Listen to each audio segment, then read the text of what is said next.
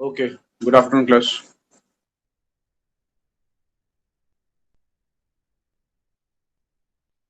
आवाज आ रही है? बोर्ड साफ नजर आ रहा है? Yes sir. आवाज भी आ रही है ऐसे बहुत, और बोर्ड भी साफ नजर आ रहा है ऐसे, दोनों चीजें हो रही हैं, राइट?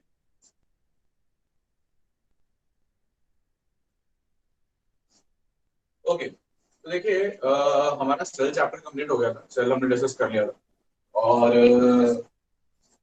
और हमने काफी सारा बायोमोलिक्यूल्स भी कर लिया था।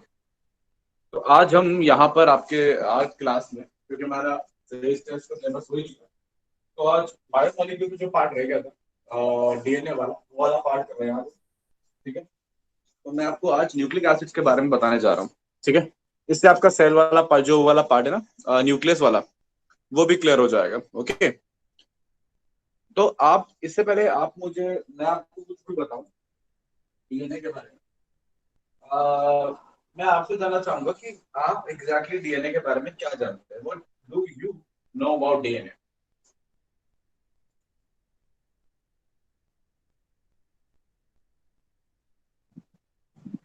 सर नाइट्रोजन बेसिस होते हैं, उसके अंदर शुगर होती है और सर उसका फॉस्फेट ग्रुप होता है। क्या क्या बोल रहे हो? थोड़ा जोर से बोलो बेटा, मेरे पास, मैं थोड़ा दूर पड़ा हूं, मेरे को आवाज क्लियर नहीं आती, आपको थोड़ा जोर से बोलना पड़ेगा। सर नाइट्रोजन बेसिस होते हैं और वो एक शुगर के साथ अटैच होते हैं। फिर वो शुगर फॉस्फोरेट के ग्रुप के साथ अटैच होती है।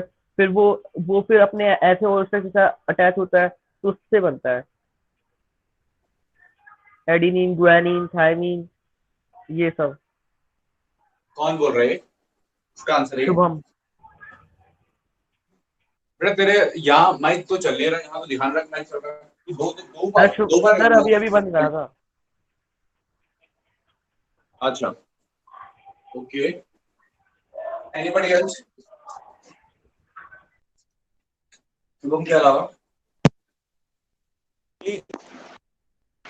सर न्यूक्लिक एसिड के बारे में बताना है या डीएनए के बारे में? बेटा डीएनए के बारे में क्या जानते हो बताना।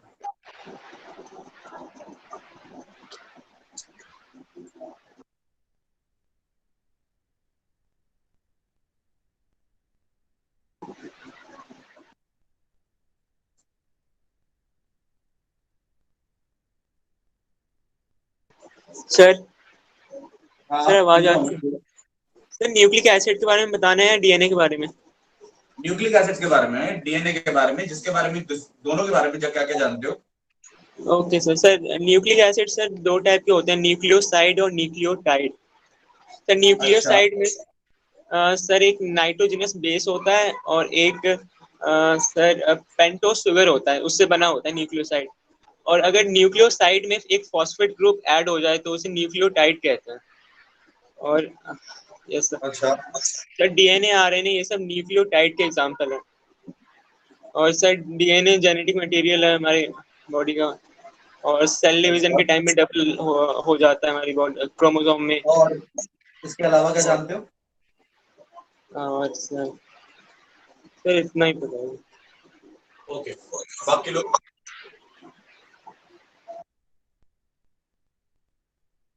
कुछ भी आप जानते हो, छोटे सिंपल से सिंपल बात, टफ से टफ बात, जो भी आप जानते हो, मैं आपसे ये नहीं कह रहा कि आपको एग्जैक्टली पता होना चाहिए, मैं बस बेसिकली बोल रहा हूँ कि डीएनए मैंने बहुत सुनते आ रहा है ना आप लोग, तो डीएनए सुना होगा, आरएनए सुना होगा। ठीक है, तो क्या जानते हो, बस वही पूछना है, बहुत ही सिंपल बेसिक बस पूछना है, क्या जानते हो?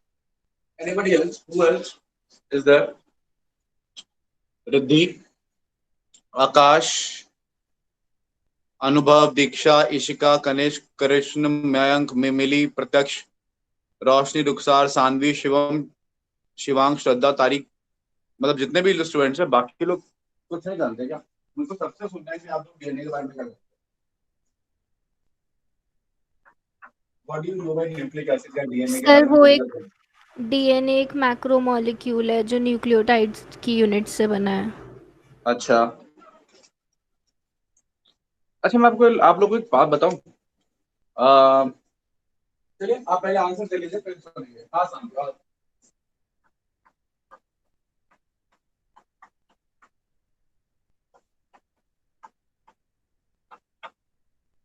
देखिए मेरी बात ध्यान से सुनिएगा। और बाकी लोग सामने और क्या जानते हो न्यूक्लिक एसिड्स के बारे में?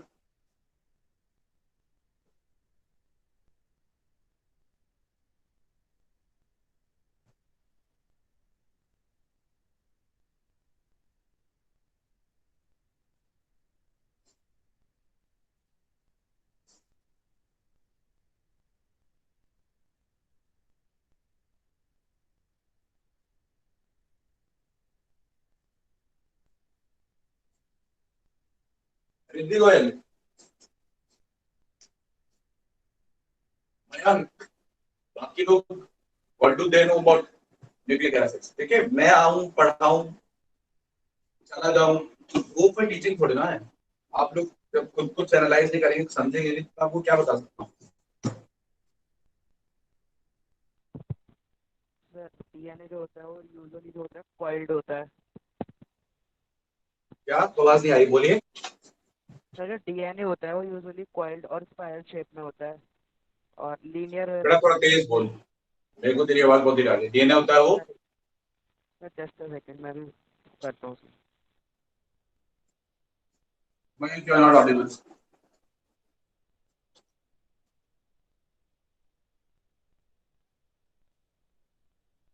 अनुभव। सर हाँ जी बताइए। जो प्रोटीन को सिंथेसाइज करने के लिए जो इंफॉर्मेशन होता है उसमें न्यूक्लिक एसिड स्टोर और ट्रांसफर करता है उन इंफॉर्मेशन को। ओके चलिए, तो सर आप सबने अपने अपने वर्जन बता दिए डीएनए के, ठीक है। आपको मैं अपना वर्जन बताता हूँ डीएनए का क्या वर्जन है। ठीक है, जब तक आप किसी भी चीज को रियल लाइफ से रिलेट नहीं कर सकते, ठीक है, तब तक आपने किसी का कोई भी चीज पढ़ने का कोई फायदा नहीं हुआ, ठीक है ना। तो जो भी आप पढ़ो, ठीक है, उसको आप रियल लाइफ से थोड़ा रिलेट कर सकते हो। मैं थोड़ा बताता हूँ आपको। ओके,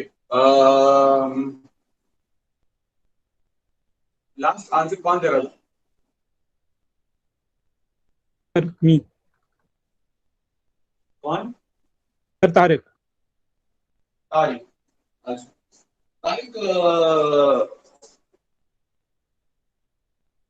मान ले कि तेरे पास एक एक मैंगो ट्री का, और मैंगो ट्री का एक ऑरेंज ट्री का सीड है,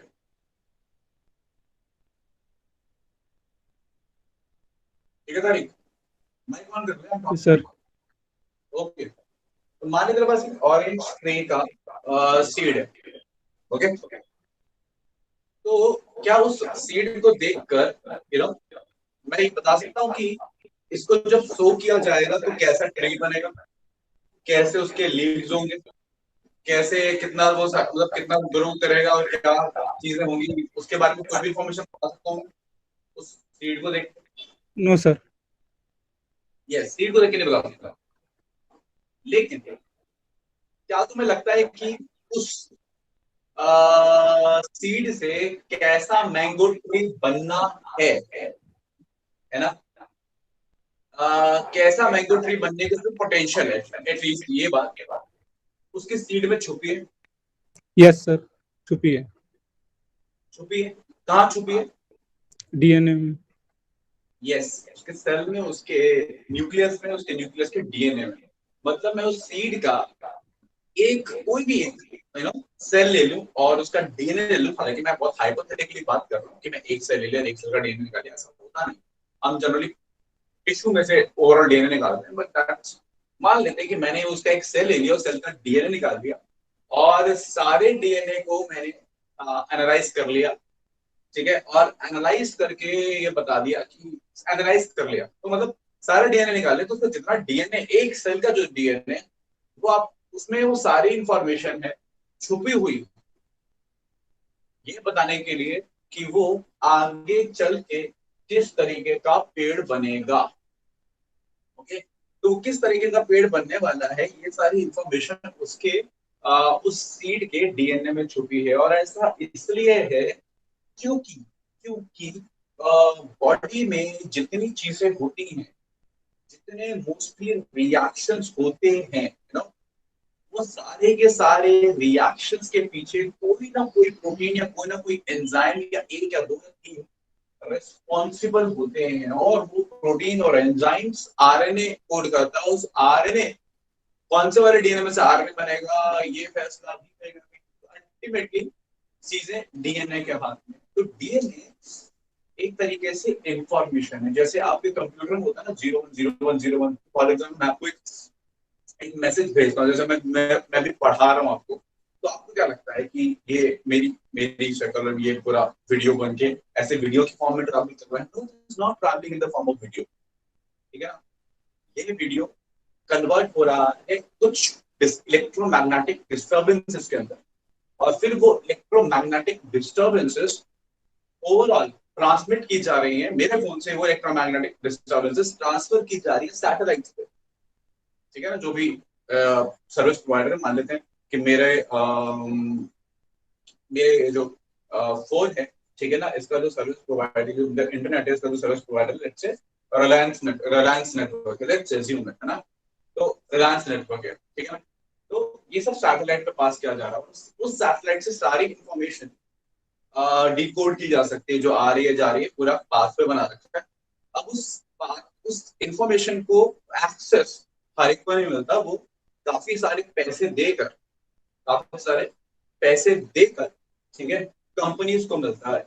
मान लीजिए रिलायंस ने उसका एक्सेस ले रखा है, तो फिर रिलायंस वहां से डेटा ले रहा है, ठीक है, और उस डेटा को फिर ट्रांसफर कर रहा है कहाँ पर, बड़ी बड़ी लाइंस में, जो आपका ये वाईफाई वाले केबल्स हो गए, फिर वहां से एक लोकल एरिया में वो इंफॉर्मेशन जनरेट की जा रही है, उसे अगेन डिकोड करके वेव्स बनाई जा रही है, और फिर वो वेव्स अल्टीमेटली वहां पर एक और राउटर लगा वो कैच कर रहा है, फिर उसे ऑप्टिकल फाइबर या केबल के थ्रू आपके मॉडर्न के अंदर उस इंफॉर्मेशन को ट्रांसफर किया जा रहा है, फिर उस इंफॉर्मेशन को आपके फोन से फिर डिकोड करके डाउनलोड करके ऐसे ट्रांसफर किया जा रहा है, ठीक है। पर ये मगर शॉर्ट, ये तो बड़ा कॉम्प्लेक्स मैकेनिज्म हो गया, ठीक है ना। लेकिन हम शॉर्ट टर्म पे देखें तो there is nothing but information जो भी ट्रैवल करती है, आप किसको कॉल करते हैं या आप टीवी रेडियो सुनते हैं, ये सब इंफॉर्मेशन ट्रैवल होती है वेव्स की फॉर्म, इलेक्ट्रोमैग्नेटिक वेव्स की फॉर्म। अब कॉन्सेप्ट ये है कि आपकी जो इंफॉर्मेशन है वो आगे नेक्स्ट जनरेशन में, प्री इंफॉर्मेशन नेक्स्ट जनरेशन में जिस फॉर्म में ट्रांसफर होती है वो डीएनए की फॉर्म में क्या होती है, ट्रांसफर होती है, ठीक है ना। That is getting transfer in the form of the DNA, ठीक। तो कॉन्सेप्ट अल्टीमेटली यही है कि डीएनए इज दैट कोड, ठीक है ना, जो कोड आप नेक्स्ट जनरेशन में देते हैं, जो प्रोजेनी में पास होता है। जैसे एक ह्यूमन बेबी इज बॉर्न तो वो ह्यूमन ही हो रहा है, ऐसे इस तरीके से, ठीक है ना। और डीएनए के सबसे खूबसूरत बात क्या है, what is the beauty of the DNA, it can change, sometimes it can change randomly sometimes, और it can change, तो ये बदल सकता है, और बदलेगा तो अलग तरीके के प्रोटीन बनाएगा, और प्रोटीन के अलग तरीके के फंक्शन हो सकते हैं, नॉन फंक्शन भी हो सकते हैं। तो ये चेंज होते हैं म्यूटेशंस, कभी कभार कुछ म्यूटेशंस हमारे लिए हार्मफुल होते हैं, फॉर एग्जांपल कैंसर, ठीक है ना। भाई हम अभी मैं जैसे यहाँ पर बैठा हूँ, ठीक है ना, जैसे कि रेडिएशन का यूज बहुत ज्यादा हो गया है ना, माइक्रो रेडिएशन, जो भी रेडिएशन यूज हो गया है, रेडिएशन कुछ हो गए थे। मान लीजिए हम जैसे कि ओजोन लेयर डिप्लीशन की वजह से सनरेज बहुत ज्यादा बिना डिफ्लेक्ट हुए, बिना एब्जॉर्ब हुए डायरेक्टली आ रही है। तो जो सन रेज है हमारे स्किन सेल्स के अंदर, जो सेल्स है, उस सेल्स के डीएनए के साथ इंटरफेरेंस कर सकते हैं कि भाई हमारा डीएनए वो गई और उसने क्या किया, थोड़ा इंटरफेरेंस कर दिया, गई और फिर क्या किया, इंटरफेरेंस कर दिया। और देखिए मैक्सिमम डीएनए हमारा कैसा है, जंक डीएनए, तो इंटरफेरेंस हुआ तो थोड़ा बदल भी गया तो कुछ फर्क नहीं पड़ता है। इसलिए हमें हमारी बॉडी में कई सारी म्यूटेशन हो गए, लेकिन हमें फर्क नहीं पड़ता, क्योंकि maximum the junk DNA, most of the mutations junk DNA तक होती रहती है, ठीक है ना। Most of changes junk DNA तक ही रहते हैं, ठीक है। तो it is not a very good difference, it doesn't make a big difference to us. और हमारी बॉडी बहुत सारे एक्शन है कि थोड़ा बहुत सेल अगर डिग्रेड हो गया, कोई एक आपका डीएनए खराब भी हो गया, तो सेल अपने आप अपने को किल कर लेगा, प्रोसेस, और पता है आपको कैसे करता है, that is by the help of lysosomes. तो वो सारी चीजें हमारे पास है, दैट्स ऑल देयर, ठीक है ना। बट स्टिल समटाइम्स ये वेव्स आपके डीएनए में म्यूटेशन कर देती है, और कोडिंग डीएनए में कहीं ना कहीं चेंजेस कर देती है, ठीक है ना। और कभी कभार बाय चांस ये चेंजेस ऐसे हो जाते हैं, ये बहुत रेयर इवेंट है, लेकिन क्योंकि रेडिएशन इतनी सारी आ रही है तो इट बिकम्स बिट कॉमन, ठीक है ना। तो कभी कभार रेडिएशन क्या कर देती है कि आपके डीएनए के अंदर वहां चेंज कर दिया उन प्रोटीन, वो DNA stretch was going to code for a protein which protein was actually going to check cell division. ये प्रोटीन है, ये सेल डिवीजन को चेक करता है कि सेल डिवीजन ज्यादा ना हो। अब पता चला ये वाला प्रोटीन क्या हो गया, चेंज हो गया। अब ये चेंज हो गया, अब आपने पढ़ा है एंजाइम के अंदर प्रोटीन चेंज हो गया, फंक्शन चेंज हो गया, स्ट्रक्चर चेंज हो गया, फंक्शन चेंज हो गया, फंक्शन चेंज हो गया। तो अब जिसका काम था कि सेल डिवीजन को रोकें, अब वो सेल डिवीजन नहीं रोक रहा, तो सेल डिवीजन क्या होगी, कंटिन्यूस हो जाएगी, बहुत ज्यादा होने लगेगी। अब कभी बार ऐसी एक नहीं, दो नहीं, मल्टीपल म्यूटेशंस हो जाती है, मल्टीपल चेंजेस आ जाते हैं। एक आध तो सेल संभाल भी ले, जब मल्टीपल हो जाती है बॉडी संभाल नहीं पाती, और अल्टीमेटली सेल कंटिन्यूस डिवाइड करने लगते हैं और कुछ ऐसे फंक्शंस करने लगते हैं जिनको नहीं कर रहे हैं, और इसको कैंसर कर देते हैं। तो सारे म्यूटेशंस आर बैड, और कुछ mutations by chance during the cell to cell division में हो जाती हैं। अच्छा, कुछ म्यूटेशन ऐसी होती हैं जो पास ऑन भी हो जाती हैं, ठीक है। फॉर एग्जांपल डीएनए में कुछ सेल म्यूटेशन, जैसे सिकल सेल एनीमिया है ना, हेमोफीलिया, ठीक है ना। जितने भी आपकी जेनेटिक मेंडेलियन डिसऑर्डर्स है, ये म्यूटेशन ही है वो सर, और वो पास ऑन भी हो रही है generation to generation, generation to generation, तो पास ऑन भी हो जाती है। तो मतलब कहने का मतलब ये है कि DNA plays a very very important role in transformation of the information, ठीक है। और इंफॉर्मेशन में गड़बड़ हो सकती है जब वो बन रही है, जब वो ट्रांसफर हो रही है ना, कभी भी चीजों में प्रॉब्लम हो सकता है। तो DNA stands to be very very important. I suppose कि अगर आप डीएनए के बारे में नहीं जानते, अगर आप डीएनए नहीं समझते, तो आई सपोज बायोलॉजी नहीं समझते। आज के लेवल के जो बायोलॉजी है that is more about the DNA, because आजकल के जो एडवांस बायोलॉजी है that deals with bioinformatics, biotechnology, microbiology, ये तीनों चीजें आती हैं, ठीक है ना। और जब भी आप माइक्रोबायोलॉजी की बात करेंगे, बायोटेक्नोलॉजी की बात करेंगे, या बायोइन्फॉर्मेटिक्स की बात करेंगे, we are pretty much focused about the structure of DNA, the mechanism of DNA, the action of DNA. हालांकि बहुत कॉम्प्लिकेटेड चीजें हैं, बहुत सारी हैं, लेकिन आपको यहाँ पर एक जनरलाइज आइडिया ओवरऑल होना बहुत ज्यादा जरूरी है। तो इसलिए मैं आपको डीएनए की इंपॉर्टेंस बता रहा था। आइए अब डीएनए को थोड़ा समझते हैं कि डीएनए एग्जैक्टली होता कैसे है, और ये इतना अच्छा बड़ा वेरिएबल होता है डीएनए। मतलब कि फॉर एग्जांपल किसी भी दो ह्यूमंस का जो डीएनए, जैसे मेरा डीएनए को कोई भी क्लास में से स्टूडेंट पर उठा लीजिए, जैसे तारीख की बात कर रहे थे, तो मेरा और तारीख का, ठीक है ना, तारीख का पूरा नाम क्या था हमारा? सर तारिक अहमद। तारिक अहमद, ठीक है। तो जैसे मेरा, मैं और तारीख है, ठीक है ना। अगर मेरे और तारीख की बात की जाए, ठीक है ना, हालांकि वी फॉलो डिफरेंट रिलीजन्स, लेकिन मेरा और तारीख की अगर बात की जाए, किसी भी की बात की जाए, वी शेयर ऑलमोस्ट 99% डीएनए, 99 से भी ज्यादा परसेंट डीएनए किसी भी दो इंडिविजुअल्स में, चाहे वो छोटा हो, चाहे बड़ा हो, चाहे वो बॉय हो, चाहे वो गर्ल हो, चाहे वो कैसा मर्जी ह्यूमन बीइंग हो, कोई है ना, it is same, it is same.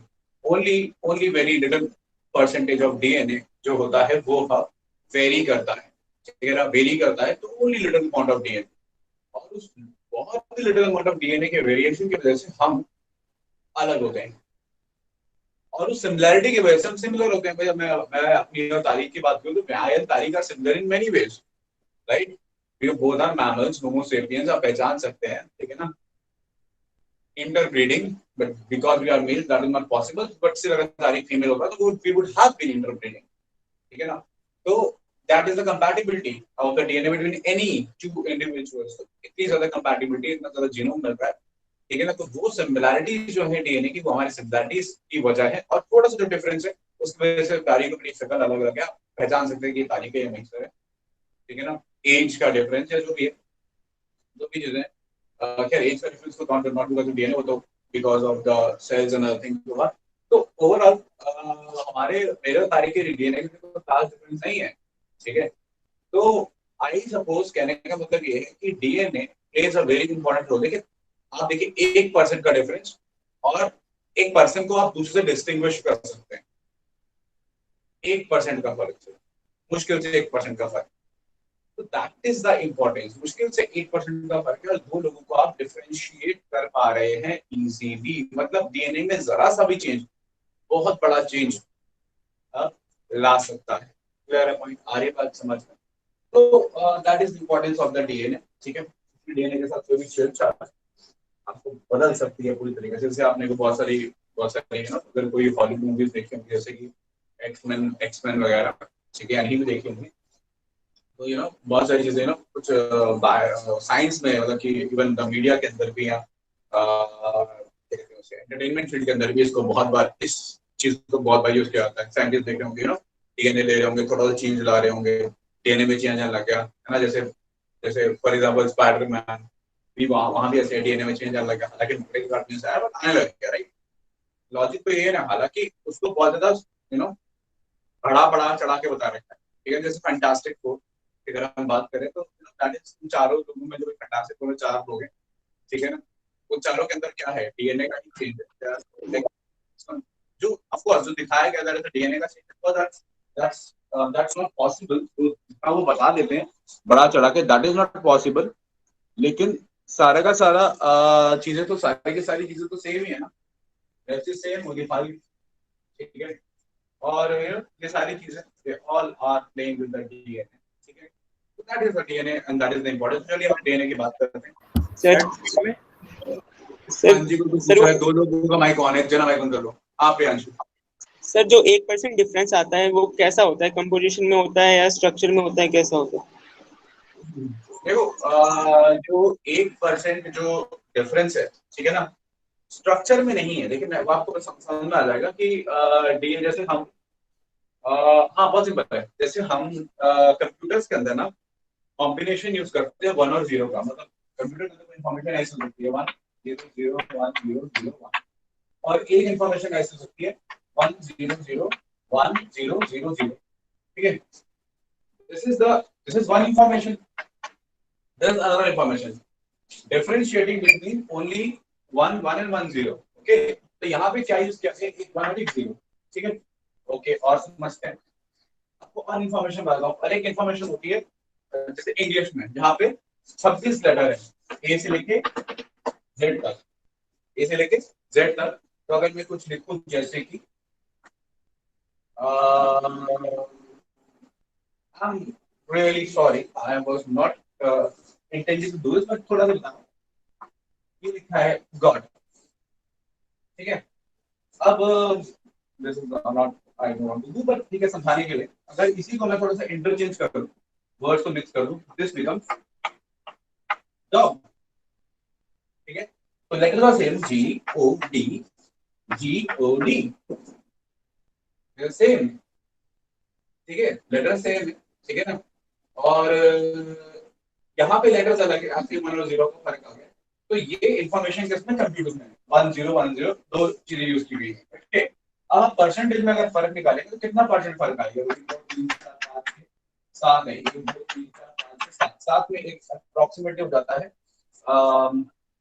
कुछ 15%, ठीक है। तो ये 15% वेरी कर रहा है, ठीक है। तो डीएनए में क्या होता है, डीएनए में आपके पास जो जो चॉइसेस हैं वो है 4, A T G and C, A T G and C, ये 4 है। और इस 4 से आप डिफरेंट कॉम्बिनेशन बना सकते हैं, जैसे ए टी जी ई सी सी सी जी, ये एक डीएनए स्ट्रक्चर, ठीक है। और दूसरा डीएनए स्ट्रक्चर जैसे ये है कि ए टी जी जी सी जी सी जी, तो ए की डिफरेंस है, सी की जगह क्या है, जी है। तो ये 3 2 3 6 और 2 8, मैं 2 मारता हूँ, सी जी, ये 10 है। तो 10 में एक डिफरेंस आ रहा है, 10% का डिफरेंस है, सी की जगह जे आ गया, ठीक है ना। तो डिफरेंस किसमें है, डिफरेंस है सीक्वेंस में, डिफरेंस है ऑर्डर में, डिफरेंस इसमें आता है। तो अगर दो लोगों में डीएनए का डिफरेंस है तो डीएनए के स्ट्रक्चर में कोई चेंज नहीं आ रहा है, सीक्वेंस में चेंज आ जाता है, because DNA is the combination of these four. जैसे कंप्यूटर में 1 0 होता है, इंग्लिश अल्फाबेट में ए से लेकर जी तक होता है, हिंदी के अंदर क ख ग से लेकर ग तक होता है, ठीक है ना, ह तक, लास्ट इज ह, क से लेके करते करते ह तक होता है, ठीक है ना।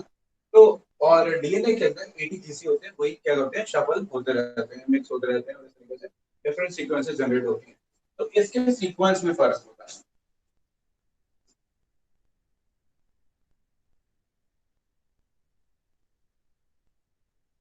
समझ में आ गई बात? यस सर अब देखिए, अब मेरी बात ध्यान समझेगा।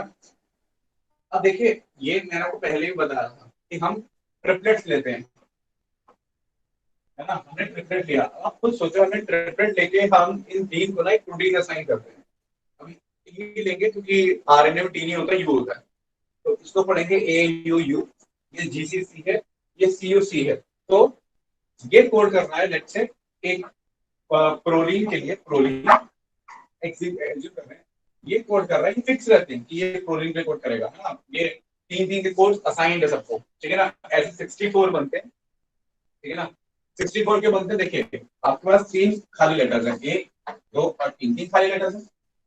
अब यहाँ पे क्या क्या आ सकता है, यहाँ पे आ सकता है ए टी यू या सी, सॉरी ए टी की जगह यू, जी और सी, ये चार में से कोई भी यहाँ पे आ सकता है, ठीक है ना। तो इन तीन पे तीन फिल इन द ब्लैंक है, इसमें चार में से कोई भी आ सकता है, कोई भी आ सकता है मतलब 4, ठीक है। फिर यहाँ पे भी इन चारों में से कोई भी आ सकता है, तो 4, यहाँ पे भी इन चारों में से कोई भी आ सकता है, तो 4, 4 into 4 into 4 that is 64। 64 combinations बन सकते हैं, 64 क्या बन सकते हैं, कॉम्बिनेशंस बन सकते हैं। आ रही बात समझ में, क्लियर है पॉइंट? तो 64 कॉम्बिनेशन बन सकते हैं, कि ये बेसिक मैथ्स है कि अगर हमसे लेक्चर में पूछा जाए, पहले आप पूरा बेसिक समझ लीजिए, ठीक है। अभी बेसिक मैथ्स है, अगर हमसे पूछा जाए कि आपके पास लेटर 1 और 2 है, इसको आप किस किस कितने फॉर्म्स में अरेंज कर सकते हो, या लेट्स से हमारे पास लेटर 3 है, 1 2 और 3 है, इसको आप कितनी फॉर्म्स में अरेंज कर सकते हो, तो मैं बोलूंगा इसको तीन फॉर्म, काफी फॉर्म अरेंज कर सकते हैं, जैसे कि 1 2 3 सबसे इंपॉर्टेंट ये, देन 1 के साथ 3 कर दिया और 2 कर दिया, दूसरी फॉर्म ये, ओके। और यू नो 3 2 1 तीसरी फॉर्म ये हो जाएगी, ठीक है ना। 1 के साथ 2 कर दिया, ओके। repetitions भी कर सकते हैं, तो I can also have 1 1 1, I can also have 2 2 2, I can also have 3 3 3, ये भी बना सकते हैं इससे, एक पॉसिबिलिटी है। और क्या क्या बना सकते हैं, और बना सकते हैं कॉम्बिनेशन में डबल 1 2 3 1 1 1 2 1 1 3 एंड 1 1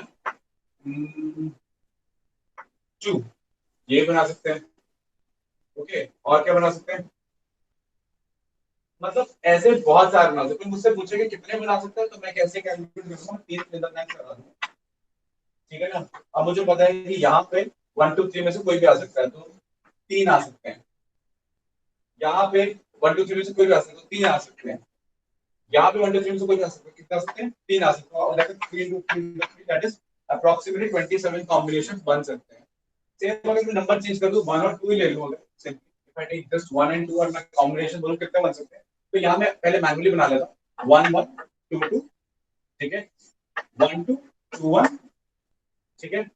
आई सपोज यही कॉम्बिनेशन है, ये चार ही हैं, और ये चार कैसे आएंगे, क्यों मैंने दो ब्लैंक्स बना लिए, ठीक है।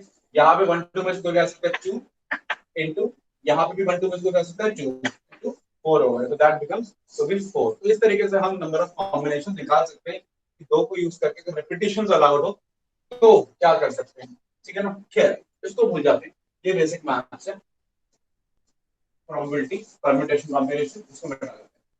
तो सेम मैंने यहाँ पर लिया, मेरे पास ए यू जी सी 4 है, और मैं कैसे भी रिप्लेस कर सकता हूँ, मैं ए भी बना सकता हूँ, मैं जी जी जी भी बना सकता हूँ, मैं ए सी भी बना सकता हूँ। तो ऐसे करके मैं कितना बना सकता हूँ, 4 into 4 into 4 दैट इज 64।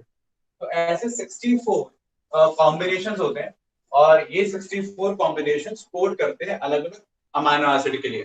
जैसे कुछ कॉम्बिनेशन एजीसी यूजीसी पीजीसी जो भी है, एक पर्टिकुलर अमीनो एसिड कोड करेंगे प्रोलीन, जीजीसी पीजीसी सीसीसी ये कर होंगे लेट से एलानिन के लिए। तो हर एक ट्रिपलेट के लिए एक पर्टिकुलर क्या है, अमीनो एसिड फिक्स्ड है। तो ए, इसे यूयू पढ़ रहा हूँ क्योंकि टी नहीं पढ़ते हम, ए यूयू के लिए एक पर्टिकुलर अमीनो एसिड, जीसीसी के लिए एक पर्टिकुलर अमीनो एसिड, और सीटीसी के लिए एक पर्टिकुलर अमीनो एसिड। तो ये तीन अमीनो एसिड हो गए, प्रोलीन, ग्लूटामिक एसिड या लेट से एस्पार्टिक एसिड, ऐसा कुछ। लेकिन जब हम इसको पढ़ेंगे तो एटीटी तो एटीटी का सेम है, ये सेम प्ले करेगा, प्रोटीन ही बनाएगा। सीटीसी सीटीसी सेम है, तो ये सेम एस्पार्टिक एसिड बनाएगा। लेकिन यहाँ पे जी की जगह सी हो गया, तो अब यहाँ पर ये बदल जाएगा। ये जिसके लिए कोड कर रहा हो, जीसीसी कोड करना था ग्लूटामिक एसिड के लिए, हो सकता है जीसीजी कोड करना हो किसी और के लिए, लेक्चर वैलिन के लिए, तो यहाँ पे वैलिन आ जाएगा। तो ये जो प्रोटीन बनेगा इसमें पहला अमाइनो एसिड प्रोलिन होगा, दूसरा अमाइनो एसिड ग्लूटामिक एसिड होगा, तीसरा अमाइनो एसिड एस्पार्टिक एसिड होगा, ये सी चेन होगी। लेकिन नीचे वाले में पहला प्रोटीन होगा, दूसरा लाइन होगा और तीसरा एस्पार्टिक एसिड होगा, तीनों जाएंगे। तो ये वाला प्रोटीन इस प्रोटीन से क्या हो जाएगा, अलग हो जाएगा, इन दोनों के फंक्शन अलग हो जाएंगे। तो इसलिए ये दोनों डीएनए सीक्वेंसेस अलग अलग हो जाएंगे। तो कहने का मतलब ये कि जब डीएनए सीक्वेंसेस अलग अलग हो जाते हैं, डीएनए में डिफरेंस आता है, डीएनए का डिफरेंस रिफ्लेक्ट करता है अमीनो एसिड के सीक्वेंस में, और अमीनो एसिड की सीक्वेंस रिफ्लेक्ट करती है प्रोटीन के स्ट्रक्चर में, और प्रोटीन का स्ट्रक्चर रिफ्लेक्ट करता है प्रोटीन के फंक्शन में, और प्रोटीन का फंक्शन डिफरेंशिएट होता है आपके एक्सप्रेशन से। तो फॉर एग्जांपल एक पर्सन बहुत गोरा है, और गोरा होने की वजह से एक पर्टिकुलर एंजाइम काम कर रहा है जो एक पिगमेंट रिलीज कर रहा है, जिसकी वजह से वो ज्यादा गोरा हो रहा है। मान लो वो वाला प्रोटीन म्यूटेट हो गया, वो खराब हो गया, तो अब वो वाली रिएक्शन नहीं होगी जिससे वो पिगमेंट प्रोड्यूस होकर गोरा हो जाए, मेलानिन कम हो जाएगा, लेकिन सॉरी मेलानिन ज्यादा हो जाएगा मान लेते हैं, लेट्स से, तो उसका कलर, स्किन का कलर क्या हो जाएगा, चेंज हो जाएगा। आरे पास में तो ये सारा का सारा इस लेवल पे चलता है। आप डीएनए बदलेंगे तो आरएनए बदलेगा, आरएनए बदलेंगे तो प्रोटीन बदलेगा, प्रोटीन बदलेंगे तो रिएक्शंस बदलेंगे, रिएक्शंस बदलेंगी तो जो बॉडी का फिनोटाइप है, जैसे बॉडी को दिखना चाहिए, जो स्ट्रक्चर होना चाहिए, या इंटरनल जो भी चेंज करना चाहिए, वो आपको क्या करेंगे, रिफ्लेक्ट करेंगे। आई सपोज ये सारी बातें आपको क्लियर है कि क्यों ये कोड्स इंपॉर्टेंट है। these codes are very very important, ठीक है ना। ये अल्टीमेटली बताते हैं कि किस तरीके का प्रोटीन बनेगा, किस तरीके की रिएक्शंस होंगी, अल्टीमेटली ऑर्गेनिज्म कैसा बनने जा रहा है। Any doubt sir? Yes sir twin में भी डीएनए चेंज होगा? किसमें? Twin? Twins twins twins twins. अब देखिए ट्विंस की बात करते हैं, है ना। ये इंटरेस्टिंग है। ट्विंस का जो दो का डीएनए होता है, ट्विंस का डीएनए सेम होता है। ट्विंस का जो डीएनए होता है वो एकदम सेम होता है। डिपेंड, अगर वो ट्विंस आइडेंटिकल ट्विंस हैं, तो अगर वो एक ही जाइगोट से बने तो यस उनका डीएनए सेम होगा। क्यों? क्योंकि उस स्पर्म का एग था, फ्यूज करके जाइगोट बन गया। ये जाइगोट थोड़ा थोड़ा माइटोसिस किया, डिवाइड किया, माइटोसिस में डीएनए बदलता नहीं है, तो ये बॉल बन गई पूरी, मान लो 20 सेल की, ये 20 सेल 10 सेल में टूट गए, दोनों यूट्रस में इम्प्लांट हो गए, दोनों बन गए, तो बड़ा इस वाले एक ही सेल से आए, है ना। तो ये दोनों का डीएनए क्या रहेगा, सेम टू सेम रहेगा। ओके सर, ठीक है।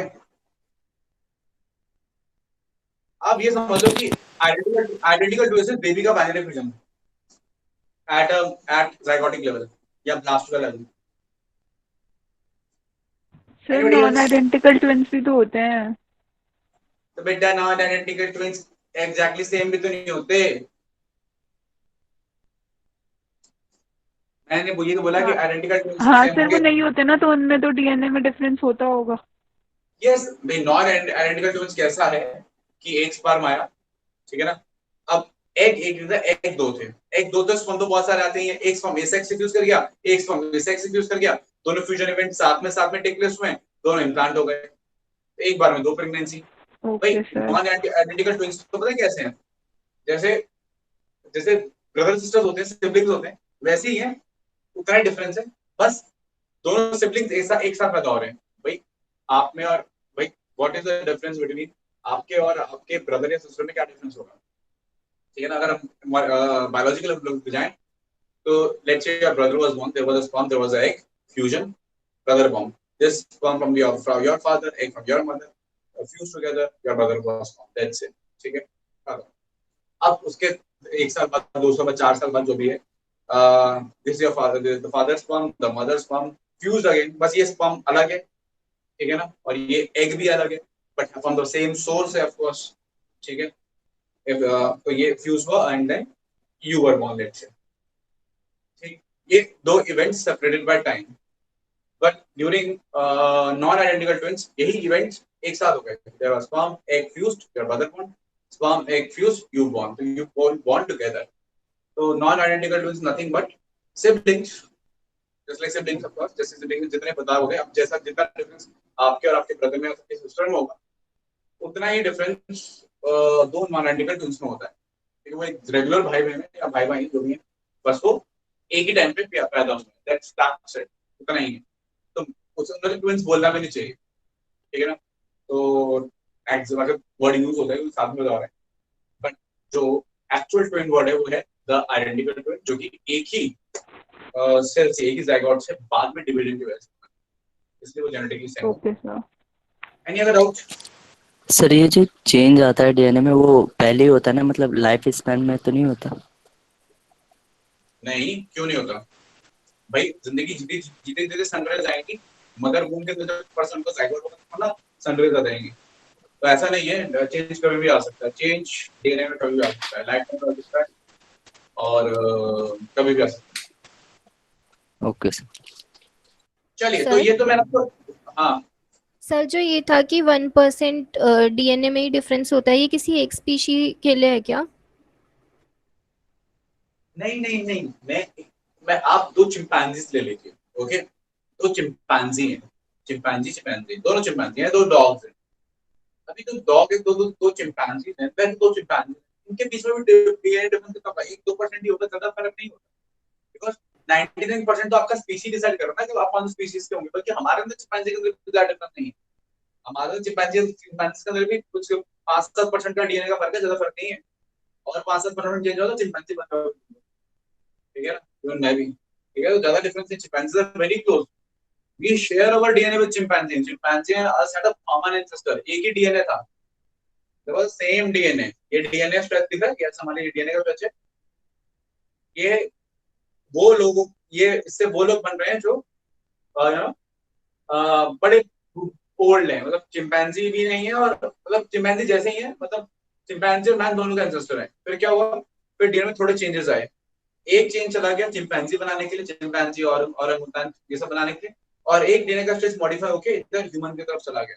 और काफी टाइम लगा इसको, स्लोली ग्रेजुअली चेंजेस आए हैं, है ना? इसको लग गए बहुत सारे साल, 15 मिलियन ईयर्स लगो एंसेस्टर घूमते थे हमारे चिंपैंजी के साथ में। 15 मिलियन ईयर्स, 15 मिलियन का मतलब 15 into 10 lakh, 15 into 10 lakh years, इतने साल पहले chimpanzee and we share the DNA. फिर चिंपैंजी अलग हो गए एंड ह्यूमन धीरे धीरे होते होते बहुत सारे ऑस्ट्रेलोपिथेकस, महाबलिपुरम, इरेक्टस करते करते तक फिर होमो सेपियंस इवॉल्व हो गए। तो ये हुआ है विद टाइम। तो ये डीएनए के अंदर ही चेंजेस हैं। सोचो बैक्टीरिया, बैक्टीरिया जब पैदा हुआ था, जब बॉर्न हुआ था, डीएनए तो था। What is bacteria? डीएनए बाहर है क्या डिफेक्टिव डीएनए, कुछ बनाए वो उसके प्रोटीन्स, और बाहर मेम्ब्रेन, इतना ही बैक्टीरिया। धीरे धीरे बैक्टीरिया बदलने लगा, बदलते बदलते बदलते बदलते यूकैरियोट, बदलते बदलते बदलते बदलते मल्टी सेलुलर ऑर्गेनिज्म, बदलते बदलते बदलते बदलते प्लांट्स वगैरह, बदलते बदलते बदलते बदलते बदलते इनवर्टिब्रेट्स, वर्टिब्रेट्स, करते करते करते एम्फिबिया, रेप्टाइल्स, एव्स, फिर एव्स, ऐसे एम्फिबिया, रेप्टाइल्स, रेप्टाइल्स से बदलते बदलते बदलते बदलते मैमल्स, मैमल्स से बदलते बदलते बदलते बदलते प्राइमेट्स, प्राइमेट्स से बदलते बदलते बदलते बदलते बदलते होमो सेपियंस, सेपियन, लॉन्ग जर्नी है। तो ये सब डीएनए के चेंजेस की वजह से आया। तो डीएनए के चेंजेस की वजह से डाइवर्सिटी आई। तो we all share our DNA with bacteria, ठीक है? खैर, आई सपोज फैंटेसीज वाली बातें, ठीक है ना? और ये सारी के सारे बातें बहुत ज्यादा हो गई, ठीक है? अब डायरेक्टली सब्जेक्ट के मुद्दे की बात करते हैं, क्योंकि हमको बायोमोलिक्यूल्स पढ़ना है, ठीक है? ये तो सिर्फ आपको इसलिए बताने के लिए था कि आप एटलीस्ट आप इंपॉर्टेंट समझे कि डीएनए की क्या है, और उसको समझने में थोड़ा ध्यान दें कि क्यों डीएनए पढ़ाना इंपॉर्टेंट है। अच्छा, इसलिए बायोमोलिक्यूल पूरा चैप्टर ही बहुत इंपॉर्टेंट है। ओके, तो चलिए आइए डिटेल में बात करते हैं। अब जैसे कि मैंने बताया कि पे अटेंशन, अब ध्यान से समझिएगा। अब डीएनए, किसी को कोई डाउट है पूछ लो, सुनिए ना, अंदर मन में डाउट मत रखना, पूछ लो, फिर आगे हम बढ़ रहे हैं न्यूक्लिक एसिड सर एक स्ट्रक्चर के चीज ऊपर। पूछनी तो थी। हाँ बोलो बोलो, बिंदास बोलो, मैं पढ़ा रहा हूँ तो पूरा पढ़ा रहा हूँ। सर जो मैंने पूछा नहीं तो नॉन पूछ रहे। आइडेंटिकल जो नॉन हाँ, आइडेंटिकल वाले ट्विन्स होते हैं, उसमें जैसे दो अलग ओवा दो अलग स्पर्म से फ्यूज कर रहे हैं, लेकिन ओवा तो एक बार में एक ही प्रोड्यूस होता है ना, मतलब एक महीने में। कभी बार दो भी हो जाते हैं, तीन भी हो जाते हैं, ठीक है? अंदर मल्टीपल भी हो जाते हैं, पॉसिबिलिटी हो जाती है। जब दो है तब तो it's a rare event, but there event in humans. Okay let's talk about pigs and dogs. वहां तो कॉमन सा इवेंट है मल्टीपल ओव्यूलेशन. इसको मल्टीपल ओव्यूलेशन बोलते हैं. ठीक है. Okay sir. ओके. चलिए आगे करते हैं. तो हाँ, बेसिक कॉन्सेप्ट देखो. न्यूक्लिक एसिड को हम पॉलीन्यूक्लियोटाइड्स बोलते हैं. क्या बोलते हैं? पॉलीन्यूक्लियोटाइड्स. इस बात में किसी को शक कोई डाउट? अब क्योंकि मैंने पॉलीन्यूक्लियोटाइड्स बोला, मैंने वर्ड लगा दिया आगे पॉली, और क्या लगा दिया? Nucleotides. Now pay attention. Polynucleotides अगर मैं बोल रहा हूं तो मतलब मैं न्यूक्लियोटाइड्स. ओके. तो मेरा काम क्या है कि मैं न्यूक्लियोटाइड साइड समझ रहा हूं. अगर मैं न्यूक्लियोटाइड समझ जाऊंगा तो मैं उसको सबको जोड़ दूंगा, पॉलीमराइज कर दूंगा, और मैंने न्यूक्लियोटाइड को पॉलीमराइज कर दिया तो बन गया पॉलीन्यूक्लियोटाइड. तो कोई मुश्किल ही नहीं है. आपको बस न्यूक्लियोटाइड को करना है. न्यूक्लियोटाइड को आपको बस क्या कर देना है? पॉलीमराइज कर देना है. That is the simple concept. Nucleotide को क्या कर दो? पॉलीमराइज कर दो. ओके. ओके. तो आइए देखते हैं न्यूक्लियोटाइड को पॉलीमराइज कैसे करते हैं. पहले उससे पहले समझेंगे पहले न्यूक्लियोटाइड कैसे बनाते हैं. तो हम पहले आपको न्यूक्लियोटाइड समझा देंगे. पॉलीन्यूक्लियोटाइड आप क्या समझ जाओगे. तो उसको बता देते हैं और चलते हैं किसके ऊपर? न्यूक्लियोटाइड के ऊपर.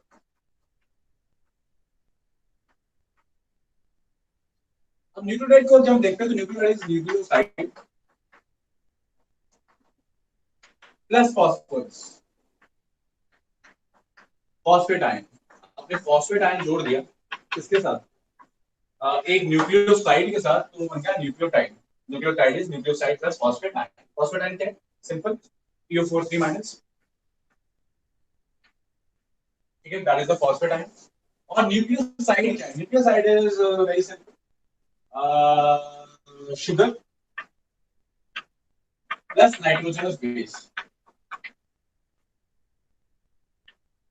Sugar plus nitrogenous base. तो आपको एक शुगर चाहिए, एक नाइट्रोजनस बेस चाहिए.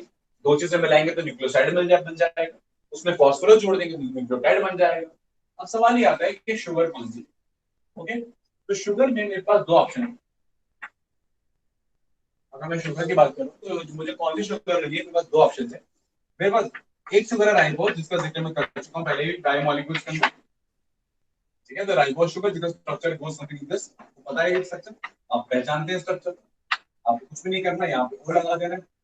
ये सारे कार्बन हैं. यहाँ पे OH और यहाँ पे OH, यहाँ पे भी OH, यहाँ पे H, यहाँ CH2OH. बहुत ही सिंपल स्ट्रक्चर है. ये आपकी राइबोस शुगर है. कौन शुगर है? राइबोस. और इसी शुगर के अंदर आपको याद होगा कि अगर आपने सिर्फ एक हाइड्रोजन कर दिया, O हटा दिया, तो ये डीऑक्सी बन गया. क्या बन गया? डीऑक्सी. ये डीऑक्सी राइबोस हो गया. तो अगर OH है तो राइबोस, और नहीं तो 2 डीऑक्सी राइबोस. अगर आपने सेकंड वाले से कार्बन नंबर 1, ये सेकंड, थर्ड, ये फोर्थ, ये फिफ्थ, तो सेकंड वाले से अगर आपने हटा दिया तो बन गया डीऑक्सी राइबोस बन जाएगा. ओके. ये डीऑक्सी राइबोस बन जाएगा. तो आपका शुगर दो हो सकती है, एक राइबोस और एक डीऑक्सी राइबोस. राइबोस आर से शुरू होती है, डीऑक्सी राइबोस डी से शुरू होती है. तो ये शुगर RNA की राइबोन्यूक्लिक एसिड, और ये शुगर DNA की डीऑक्सी राइबोन्यूक्लिक एसिड. तो बड़ा वैसी बात है, या तो आप DNA बनाओगे या तो RNA बनाओगे. अगर DNA बनाओगे तो न्यूक्लियोटाइड किसका होगा? DNA का होगा. और अगर RNA बनाओगे तो न्यूक्लियोटाइड किसका होगा? RNA का होगा. तो अगर न्यूक्लियोटाइड DNA का होगा तो आप शुगर यूज करोगे डीऑक्सी राइबोस. ठीक है. और अगर आपको RNA का न्यूक्लियोटाइड बनाना है तो आप शुगर यूज करोगे राइबोस. तो आपके ऊपर डिपेंड करना है कि आपने DNA का बनाना है या RNA का बनाना है. अब क्योंकि मुझे पर्सनली थोड़ा DNA से थोड़ा ज्यादा लगाव है तो मैं डीऑक्सी राइबोस चूज कर रहा हूं. ठीक है ना. बाकी सेम विद गोबर का राइबोस. तो डीऑक्सी राइबोस शुगर होगी. ठीक है ना. अगर हम DNA बनाए तो ओके. अब सवाल आता है नाइट्रोजनस बेस का. Nitrogenous base. अब नाइट्रोजनस बेस हमारे पास 5 है. एक्चुअली 2 कैटेगरीज है. एक है प्यूरिन, ये आपको याद रखना, और एक है पायरिमिडीन. एक है प्यूरिन और एक है पायरिमिडीन. प्यूरिन एक्चुअली डाइसाइक्लिक होती है. कैसे होती है? डाइसाइक्लिक होती है. ठीक है ना. ओ सॉरी, मैं साइक्लिक ये ऐसे एक हेक्सागोनल होती है, एक पेंटागोनल टाइप होती है. ठीक है. ओके. तो यहाँ पे नाइट्रोजन, यहाँ पे नाइट्रोजन, और यहाँ नाइट्रोजन, यहाँ नाइट्रोजन, ऐसा कुछ रहता है. ठीक है ना. इसको ऐसे बनाते हैं. तो यहाँ पे डबल बॉन्ड, यहाँ सिंगल बॉन्ड, और यहाँ पे डबल बॉन्ड आ सकते हैं. यहाँ डाल दूँ और यहाँ पर कर देना और इसका ओके। तो ये बेसिक स्ट्रक्चर है क्यूरिन का। बेसिक स्ट्रक्चर है क्यूरिन का। एक डाइसाइक्लिक है, कैसे लेंगे, डाइसाइक्लिक है और हेट्रोसाइक्लिक है। हेट्रो क्यों बोल रहा हूँ, देखो हेट्रो का मतलब मान लो आप ऐसा रिंग बनाते हैं, है ना। अब इस रिंग में क्या है, सारे कार्बन है, carbon carbon carbon carbon carbon ही। तो अगर सारे के सारे अगर कार्बन है, सारे के सारे अगर कार्बन है, या लेट से सारे के सारे नाइट्रोजन है, हालांकि पॉसिबिलिटी नहीं है लेकिन जस्ट बता रहा हूँ, ओके। ओके, सारे सारे मान लो नाइट्रोजन है, तो अगर सारे के सारे नाइट्रोजन है, सारे सारे कार्बन, तो ये रिंग हो जाती है होमोसाइक्लिक। क्या हो जाती है, होमोसाइक्लिक। लेकिन यहाँ क्या है, कुछ जगह कार्बन है, तो यहाँ कार्बन, यहाँ कार्बन, यहाँ कार्बन, यहाँ कार्बन, कुछ जगह कार्बन है, कुछ जगह क्या है, नाइट्रोजन है। तो जो रिंग हो जाती है वो हो जाती है हेट्रोसाइक्लिक। तो प्यूरिन आर हेट्रोसाइक्लिक, ठीक है, ओके। पायरिमिडीन भी हेट्रोसाइक्लिक होते हैं। पायरिमिडीन अगर मैं बनाना चाहूं तो पायरिमिडीन ऐसे ही, अपने पास एक ही बनानी, बाकी सेम ऐसी होती है, कोई ज्यादा फर्क होता नहीं है, ठीक है ना। यहाँ नाइट्रोजन, यहाँ नाइट्रोजन, यहाँ नाइट्रोजन, ओके। जो बनाना चाहे जैसे जनरली मैं सुनाता हूं, जैसे जैसे रख जाए तो चलेगी, है ना। तो ऐसा वाला बना सकते हैं। तो ये जो हो गया आपका, क्या हो गया आपका, पायरिमिडीन हो गया। तो प्यूरिन पायरिमिडीन में क्या फर्क है, प्यूरिन डाइसाइक्लिक है, पायरिमिडीन मोनोसाइक्लिक है। कॉमन क्या है, कॉमन है कि दोनों हेट्रोसाइक्लिक है, कोई भी होमोसाइक्लिक नहीं है, ओके, वेरी गुड। अब जो प्यूरिन है आपके पास, प्यूरिन में आपके पास तीन वेरिएशन है, तीन वेरिएशन है, ओके। तो तीन वेरिएशन क्या है, it can be, I am really sorry, दो वेरिएशन है, सिर्फ कितनी वेरिएशन है, दो ही वेरिएशन है। वो क्या है, हो सकता है कि आपकी प्यूरिन एडेनिन हो सकता है कि आपकी प्यूरिन गुआनिन हो, ठीक है ना। तो प्यूरिन कैन बी एडेनिन और गुआनिन, इसको बोलते हैं ए, इसको बोलते हैं जी। ऐसा बोला जाए, हो सकती है जी हो सकता है, एडेनिन हो सकता है, गुआनिन हो सकता है, डीएनए हो आरएनए हो, कोई फर्क नहीं पड़ता, दोनों में से कोई हो सकता है। पायरिमिडीन के जो ऑप्शन थे, पायरिमिडीन आपको तीन तरीके के हो सकते हैं, ठीक है ना। यूरासिल, यूरासिल में थोड़ा सा मॉडिफिकेशन की थाइमिन एंड साइटोसिन।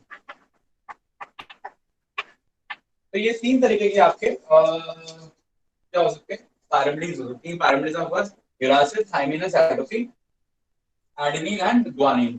तो adenine, guanine are the purines, uracil, thymine and cytosine are your pyrimidines। तो ये pyrimidines है, ये purines हैं। तो ये कितने का टोटल, पांच हो गए, लेकिन कैटेगरी दो है, purines एंड दी pyrimidines, ठीक है ना। अब नाइट्रोजनस बेस बनाने आप इन पांच में से कोई भी चूज कर सकते हो, है ना। लेकिन लेकिन लेकिन लेकिन ध्यान समझेगा, यूरासिल जो है वो आरएनए के लिए स्पेसिफिक है कि आपको सिर्फ आरएनए के अंदर ही मिलेगा, आप डीएनए के लिए यूरासिल चूज नहीं कर सकते, ओके। और thymine on the other hand, आप सिर्फ और सिर्फ डीएनए के लिए चूज करोगे, ये आप आरएनए के लिए चूज नहीं कर सकते, ओके। तो thymine is specific for the DNA, uracil is specific for the RNA. इसके अलावा एडेनिन, गुआनिन और साइटोसिन रिमेन्स सेम। तो जब आप आरएनए की बात करोगे तो जो नाइट्रोजन बेस आपको नजर आएंगे वो आएंगे, या तो ए आएगा, या वो ए जी सी और यू का कॉम्बिनेशन होगा, ए जी सी यू का कॉम्बिनेशन होगा, जिसमें आरएन में A G C U C U G C A G C A G C T नहीं मिलेगा, ठीक है ना। जब आप डीएनए की बात करोगे, जब आप किसकी बात करोगे, डीएनए की बात करोगे, तो आपको यू नहीं मिलेगा, यू की जगह टी मिलेगा। तो अगर आप बोलते हो ए यू यू जी सी, तो यू को हटा दो, टी बनाओ, तो A T G C T G C T T, तो दैट इज द डिफरेंस, ठीक है ना। तो आरएनए विल फाइंड यू और डीएनए में विल फाइंड टी। तो मतलब अच्छा, एक न्यूक्लियोटाइड अगर बनाना है तो आप इनमें से एक ही नाइट्रोजन बेस यूज कर सकते हो, फिर जब दूसरा न्यूक्लियोटाइड बनाएंगे तो उसमें दूसरा यूज करेंगे, ओके। तो जब आपको एक न्यूक्लियोटाइड बनाना है तो आपके पास चॉइस कितनी हो गई, चार की, मतलब डीएनए का बनाना है, डीएनए का बनाना है, चार चॉइस होगी, ए जी सी या टी में से कोई चूज कर लो। और अगर आरएनए का बनाना है तो ए जी यू या सी में से कोई चूज कर लो, ठीक है। और आखिरी ये बन जाएगा आपका न्यूक्लियोसाइड, फिर आप फास्फोरस लगा देंगे तो बन जाएगा आपका क्या, आपका पूरा का पूरा न्यूक्लियोटाइड तैयार हो जाएगा। आइए मैं आपको सिंपली बना ही देता हूँ एक, ठीक है। तो मतलब चॉइसेस आपके पास चार ही हैं, डीएनए बनाना तो भी चार है, ए जी सी टी, और आरएनए बनाना तो भी चॉइसेस चार ही हैं, ए जी यूसी। तो A G T C, A G U C, choices हमेशा कितनी रहेंगी, चार की रहेंगी, there are 4 choices, okay okay. तो आइए ये सारा कुछ मिटा देते हैं, ठीक है, पूरा ब्लैक बोर्ड के सारे हिस्से को मिटा देते हैं और अब आपको एक न्यूक्लियोटाइड बनाना सिखा देंगे। इसको मिटा देना, कोई डाउट तो नहीं है? Yes sir. ओके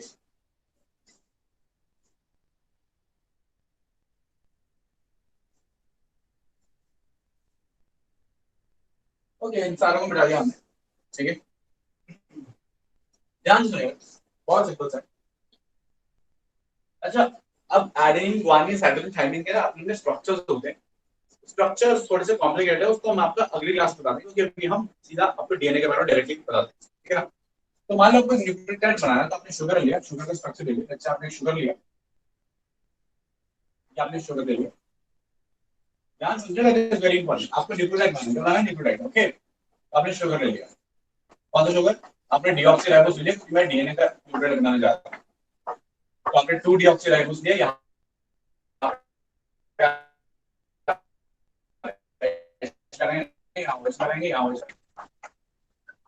ओके, यहाँ लगाएंगे और यहाँ पे लगा देंगे आप, अभी इतना ही करेंगे, है ना, CH2OH, ओके। आपने ऐसे ही बनाएंगे, okay. That is for you what sugar? 2 deoxyribose sugar, okay. सब क्लियर है? ये 2 डीऑक्सीराइबोस शुगर है, मैंने कुछ नहीं बनाया, बस एक शुगर बनाएंगे, ओके, ज्यादा कुछ नहीं बनाया, सिर्फ शुगर बनाएंगे। अब शुगर में आपने जोड़ना है नाइट्रोजन बेस, ठीक है।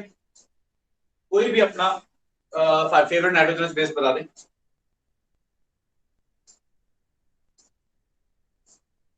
किसी का कोई favourite nitrogen base? Adenine. Adenine. तो एडेनिन आपका फेवरेट नाइट्रोजन बेस है, तो मैं एडेनिन ले लेता हूं, ठीक है ना। एडेनिन का स्ट्रक्चर बताता हूं, एडेनिन का चीजें बहुत सिंपल होता है।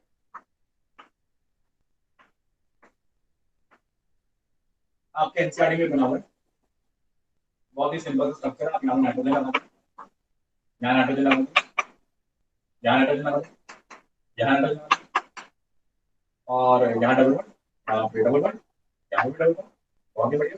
और यहाँ लगा देंगे सिर्फ ऊपर NH2, ये बन जाएगा एडेनिन, ये बन जाएगा adenine. This is for you adenine, this is for you adenine, ये एडेनिन है, ठीक है ना, ओके। तो बस वही प्यूरिन वाला स्ट्रक्चर है, बस ऊपर सिर के ऊपर क्या किया? NH2। अब देखिए बड़ा इंटरेस्टिंग है, ये एडेनिन है। ग्वानिन में ज्यादा फर्क नहीं है, ग्वानिन में 2 काम करेंगे। पहले डबल बॉन्ड को हटा देंगे। क्यों डबल बॉन्ड हटा रहे हैं? क्योंकि यहाँ पे डबल बॉन्ड यहाँ लगा रहे हैं, यहाँ पे फुल लगा रहे हैं, पहले डबल बॉन्ड हो जाएगा, ये डबल बॉन्ड गई, एन की जगह NH हो जाएगा, कोई जगह NH का NH हो जाएगा, ठीक है। और यहाँ पे एक ब्रांच बना के NH2 यहाँ लगा देंगे एक्स्ट्रा, तो बेटा ये बन जाएगा आपका ग्वानिन। क्या बन जाएगा? ग्वानिन, ये हो गया ग्वानिन। एडेनिन में जरा सा चेंज किया तो क्या बन गया बेटा? ग्वानिन बन गया। कोई डिफरेंस, कोई खास मुश्किल ही नहीं है। तो चलिए वापस से चलते हैं, वापस से इसको नॉर्मल बना देते हैं, इसको मिटा देते हैं, ओके ओके। तो इसको वापस से डालते हैं NH2, इसको वापस एन कर देते हैं, डबल बॉन्ड वापस से डालते हैं, तो ये बन गया आपका एडेनिन। तो याद रखिए ये आपका एडेनिन है, ठीक है ना, ओके। अब जहां जैसे कि हम एडेनिन की बात कर रहे हैं, ठीक है, तो साथ साथ इसकी नंबरिंग भी कर लेते हैं, साथ साथ की क्या कर लेते हैं, इसकी हम नंबरिंग भी कर लेते हैं। नंबरिंग कुछ ऐसे चलेगी, दिस इज 1 1 2 3 4 5 6 7 8 9, this is 9, और ऑफ कोर्स NH होगा, NH, ठीक है ना, this is NH, ओके। तो होता ये है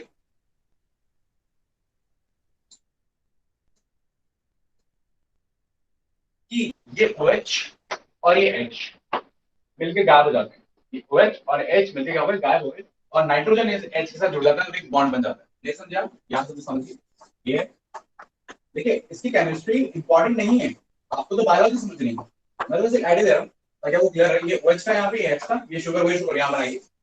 आपने इस OH और इस H को चुरा लेना है, ठीक है, वाटर निकाल देना, और इस N को, इस बचे हुए N को इस हाइड्रोजन में डायरेक्टली जोड़ना ऐसे, ठीक है। तो दोनों बॉन्ड बन जाएगा और दोनों चीजें क्या हो जाएंगी? अटैच हो जाएंगी। और शुगर के साथ क्या जुड़ गया? नाइट्रोजन भी जुड़ गया, तो इसको हटा दिया और ये यहाँ पे हमने जोड़ दिया। मैं पूरा बना नहीं रहा, मैं लिखा हूँ सीधा एडेनिन, ओके। ये एडेनिन यहाँ पे A जोड़ दिया, A का मतलब एडेनिन, तो ये एडेनिन जोड़ा शुगर के साथ, किसके साथ, शुगर के साथ, और ये शुगर और एडेनिन हो गया बेटा आपका एक न्यूक्लियोसाइड। क्या हो गया, एक न्यूक्लियोसाइड। इसको मिटा रहा हूँ, स्ट्रक्चर मिटा रहा हूँ, स्ट्रक्चर किसको लिखना तो फटाफट बना दीजिए। ये N के साथ NaCH था। इस स्ट्रक्चर मिटा दूं? नो सर, क्या है?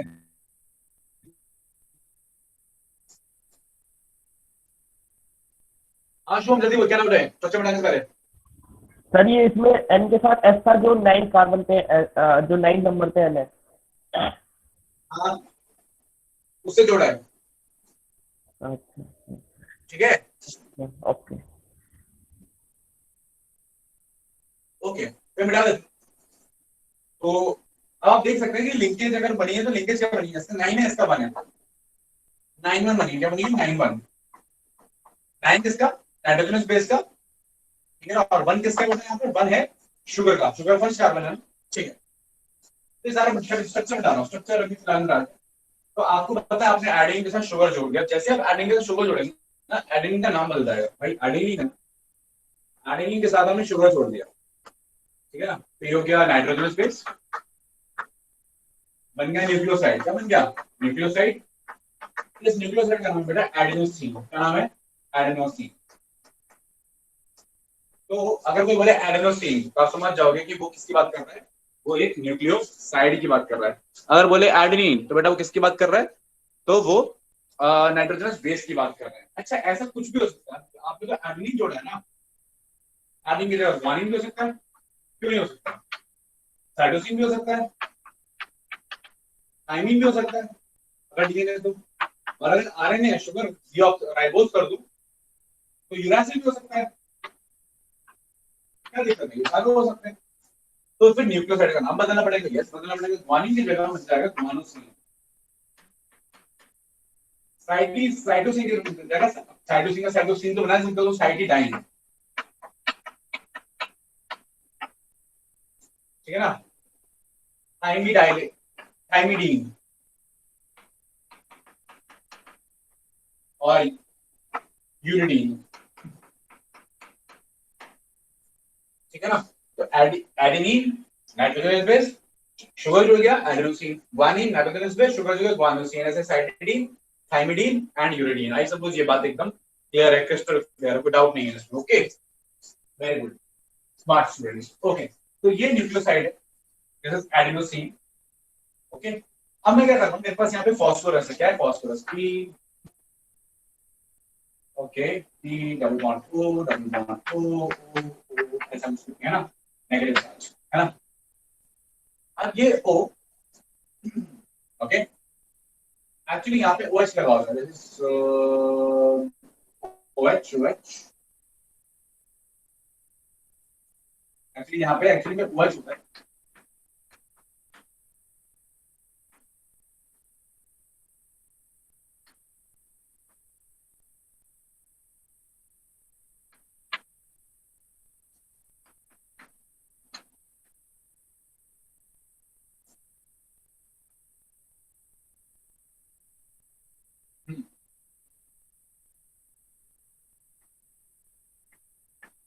ऐसा कुछ, ठीक है ना, समझे लगे, ऐसा होता है। ओके, तो ये जो OH है, ये एक फास्फोरस ग्रुप है। ये जो OH है, इसका ये H,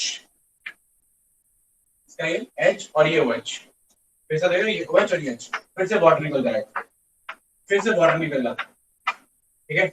अब जब फिर से वाटर निकलता है, ऑफकोर्स ये भी आपस में जुड़ जाएंगे, कैसे बताने की जरूरत ही नहीं, कैसा, मैं नाम लिख देता हूँ, ये बढ़ के जुड़ के ऐसा कुछ हो जाएगा, क्या टेंशन, यहाँ पर जाएगा कार्बन, उसको H2 में लिख देता हूँ, CH2, ये ऑक्सीजन, ये फास्फोरस।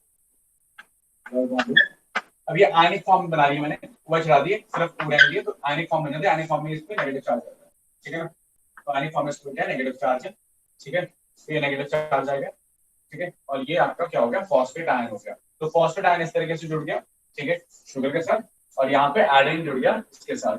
अच्छा, आपने क्या देखा कि पहली पोजीशन पे जुड़ा है, पोजीशन नंबर 1 पे जुड़ा है the nitrogen base, and position number 5 पे जुड़ा है, पोजीशन नंबर 5 पे जुड़ा है क्या, फॉस्फोरस, ठीक है। और पोजीशन नंबर 3 पे एक OH क्या है, खाली पड़ा है, एक OH क्या है, खाली पड़ा है, तो बाकी सब यूटिलाइज है। हाइड्रोजन पे OH है नहीं, ठीक है, यहाँ का OH एडेनिन ले गया, यहाँ का OH खाली पड़ा है और एक OH यहाँ था जिससे फॉस्फोरस छूट गया। तो अब ये पूरा का पूरा स्ट्रक्चर एक क्या बन गया, न्यूक्लियोटाइड बन गया है। और इसको अब आप बुला सकते हो एडेनोसिन की जगह पे एडिनाइलिन। बेटा ये बहुत सिंपल सी बात है कि न्यूक्लियोसाइड एडेनोसिन था और न्यूक्लियोटाइड को हमने बोल दिया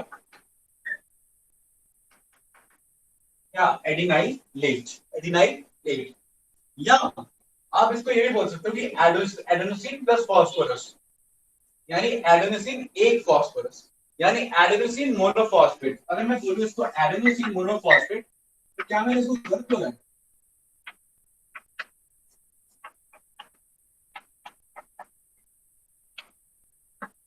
क्या ये एडेनोसिन मोनोफॉस्फेट है?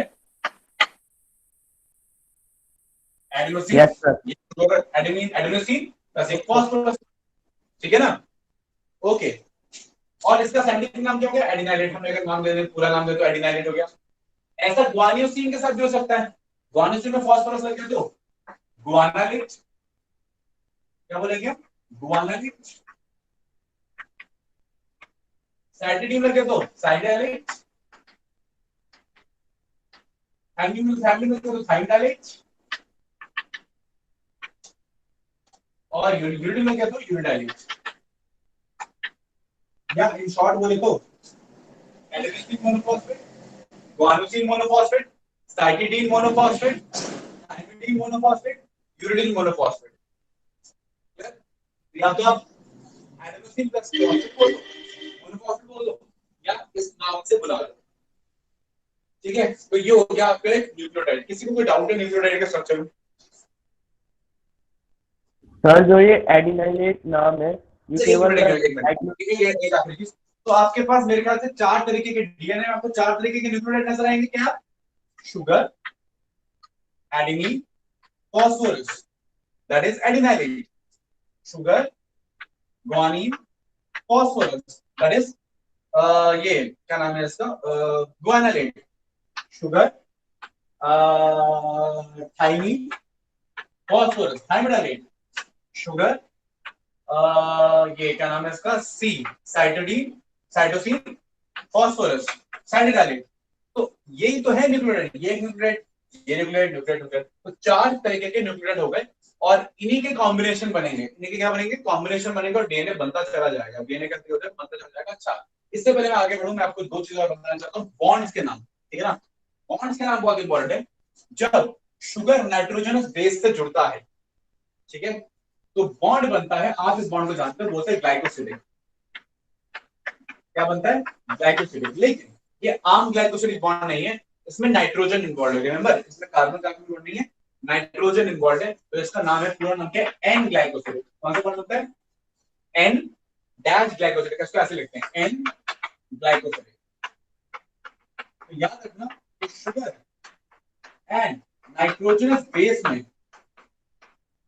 जो बॉन्ड बनेगा वो कौन सा बनेगा? एन ग्लाइकोसिडिक, कार्बन नंबर 1 पे, right?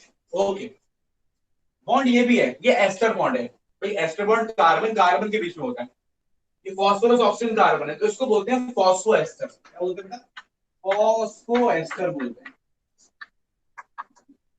This is your phospho ester bond, ठीक है? क्लियर? Phospho ester bond. किसी को कोई डाउट? अब बोलिए क्या डाउट है? सर जो ये एडिनाइलेट नाम है ये केवल एडिनोसिन मोनोफॉस्फेट का है या डाइफॉस्फेट का भी ये रहेगा? अगर आप इसमें एक फॉस्फोरस और जोड़ दें, आइए जिसने जो सवाल पूछा उसको मैं बता देता हूं। पहले आप ब्लैक बोर्ड ध्यान दीजिए, जस्ट पे अटेंशन। अब ये एडेनोसिन मोनोफॉस्फेट है, राइट? बहुत ही बढ़िया है एडेनोसिन मोनोफॉस्फेट। अब मैं इसके अंदर एक फॉस्फोरस और जोड़ देता हूं। कैसे? सेम है, यही तरीका, सेम वही वाटर निकाल के सेम मैकेनिज्म, फॉस्फोरस जोड़ दिया, हो गया? ओके, अब ये एडेनोसिन डाइफॉस्फेट हो गया। मतलब पहले ये एएमपी था, क्या था? एएमपी, एएमपी प्लस फॉस्फोरस जोड़ दिया तो क्या बन गई? एडीपी बन गया, एडीपी। और अगर इस एडीपी में आप एक फॉस्फोरस और जोड़ दे बेटा, तो क्या बन जाएगा, एटीपी बन जाएगा। क्या बन जाएगा, एटीपी। और यही तो एनर्जी करेंसी होती है पोटेंशियल। तो फिर क्या होगा, फिर से एक और जोड़ देते हैं, O phosphorus, double bond O, single bond O, single bond O, okay, एक माइनस चार्ज और। तो ये आपने 3 फॉस्फोरस जोड़ दिए, और जैसे बेटा आपने 3 फॉस्फोरस जोड़े, ठीक है, वैसे एक बेटा क्या बन गई आपका, एटीपी बन गया, एनर्जी करेंसी यूनिट बन गई आपकी एटीपी। अब ये एनर्जी करेंसी यूनिट क्यों है, क्यों, क्योंकि जब मैं एटीपी को ब्रेक करूंगा तो मैं कौन सा बॉन्ड तोड़ूंगा बेटा, मैं ये बॉन्ड तोड़ूंगा, ये बॉन्ड टूटा तो क्या बन गया, एडेनोसिन डाइफॉस्फेट। और अगर ये भी बॉन्ड टूट गया तो क्या बन गया, एडेनोसिन मोनोफॉस्फेट। इस बॉन्ड को तोड़ने में ओवरऑल एनर्जी रिलीज होती है, इस बॉन्ड के टूटने में भी ओवरऑल एनर्जी रिलीज होती है। तो ये दोनों एनर्जी देते हैं, और दोनों हाई एनर्जी बॉन्ड्स हैं। और ये क्योंकि ये दोनों हाई एनर्जी बॉन्ड्स है बेटा, इसीलिए एटीपी को तोड़ेंगे तो एनर्जी मिलेगी, एटीपी बनेगा। एटीपी को एटीपी में तोड़ेंगे तो भी क्या मिलेगी, एनर्जी मिलेगी, ठीक है ना। दीज हाई एनर्जी बॉन्ड्स की वजह से एटीपी के पास बहुत ज्यादा पोटेंशियल एनर्जी होती है। हम उसे ब्रेक करके एटीपी को एटीपी बना के एनर्जी देते हैं, और उस एनर्जी को यूटिलाइज करते हैं कोई भी चीज करने के लिए। तो इंपॉर्टेंस ये है कि ATP is the currency unit. अब सवाल ये आता है, ये समझ में आ गया कि एटीपी क्या है, एटीपी क्या है, एएमपी क्या है, कोई खास फर्क नहीं है। लेकिन अभी हमें इनसे ध्यान से भी हमारा फोकस किस पे रहेगा, एएमपी पे, क्योंकि हम न्यूक्लियोटाइड की बात कर रहे हैं। न्यूक्लियोटाइड में एक ही फास्फोरस होता है। किसी को कोई डाउट? सर अगर यहाँ पर 4 फॉस्फोरस हो गए थे, क्या सर अगर यहाँ पे तो 3 वो में feasible नहीं है।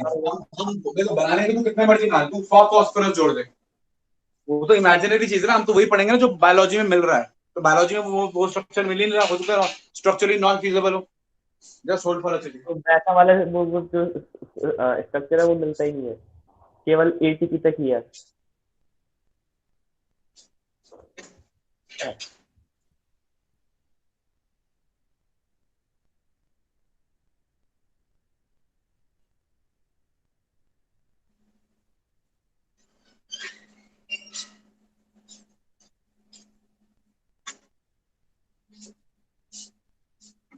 हाँ बेटा बोल, क्या हुआ?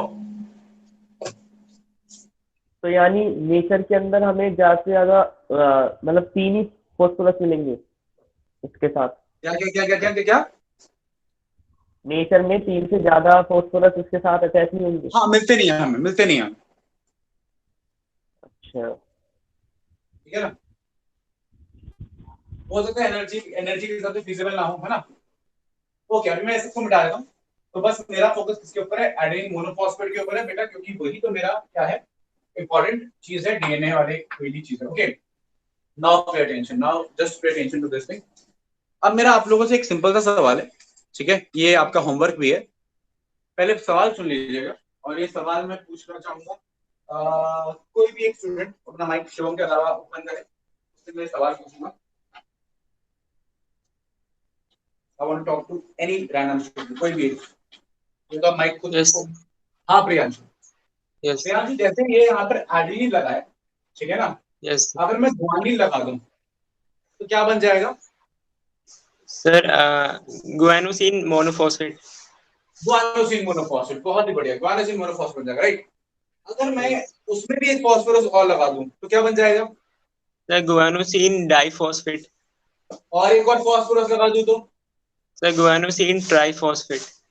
ओके तो अगर यहाँ पे एक ही जगह जी होता है ना, और बाकी चीजें सेम रहती, ठीक है, बाकी बॉन्ड सेम रहते, तो मान लो मैं गुआनोसिन ट्राइफॉस्फेट को तोड़ता और गुआनोसिन डाइफॉस्फेट बनाता, समझ में आ रहा है?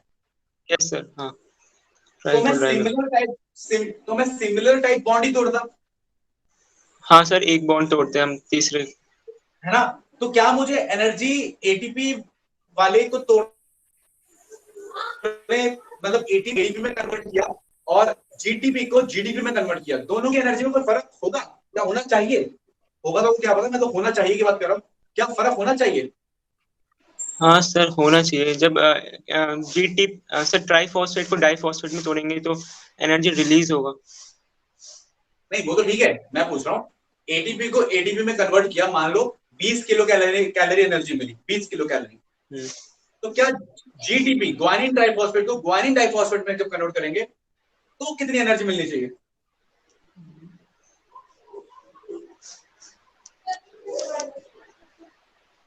आप लोगों को क्वेश्चन समझ में आया मैं क्या पूछ रहा हूँ? Yes sir.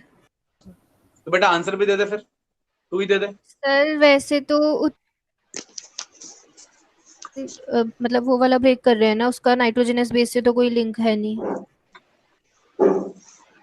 देख वैसे तो मैं तेरे से वैसे तो ही पूछ रहा हूँ, अगर मेरे को तेरे से एग्जैक्ट इन्फॉर्मेशन पूछनी होती तो वो तो अवेलेबल ही है ना, मैं तो वो बात नहीं कर रहा था। तुम्हारे लॉजिक के हिसाब से क्या होना चाहिए? 20 कैलोरी। 20 kilo calorie. हाँ Sanvi, yes sir 20 kilo calorie. 20 kilo calorie होनी चाहिए। और बाकी लोग कोई मतलब अगर लेट्स अज्यूम इट कि नाइट्रोजन बेस से हल्का बहुत थोड़ा बहुत फर्क पड़ गया तो नेग्लिजिबल होना चाहिए, नेग्लिजिबल होना चाहिए क्योंकि बहुत दूर खड़ा है वो, है ना। और ग्वानिन और एडेनिन में ज्यादा फर्क भी नहीं है स्ट्रक्चर में, है ना। तो ओवरऑल एनर्जी सेम होनी चाहिए। और सिर्फ जीटीपी के लिए नहीं, टीटीपी, सीटीपी, इवन यूटीपी, अगर मैं यूटीपी की बात करूं तो एनर्जी सेम होनी चाहिए कि नहीं होनी चाहिए? अगर एटीपी से टोप को तोड़ के एडीपी टोप में बना के एनर्जी मिल रही है तो जीटीपी, सीटीपी, टीटीपी, यूटीपी ये बुरे हैं? इनमें तो वही फॉस्फो हाई एनर्जी बॉन्ड्स है, वही तो फॉस्फोरस से बॉन्ड ना बदल जाएगा। अगर बॉन्ड नहीं बदलेगा तो तोड़ने के बाद जो एनर्जी इवॉल्व हो रही है वो भी नहीं बदलेगी, और वो नहीं बदलेगी तो एनर्जी सेम होनी चाहिए। यस और नो? यस सर, सेम ही यस होगी। सर। अब तुम्हारी बॉडी के अंदर सिर्फ एटीपी होता है या जीटीपी, सीटीपी, टीटीपी, यूटीपी भी होता है?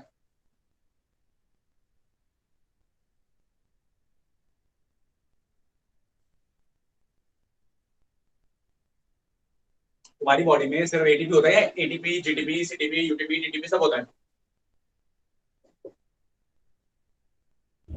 सब माइटोकॉन्ड्रिया के अंदर तो एटीपी बनता है।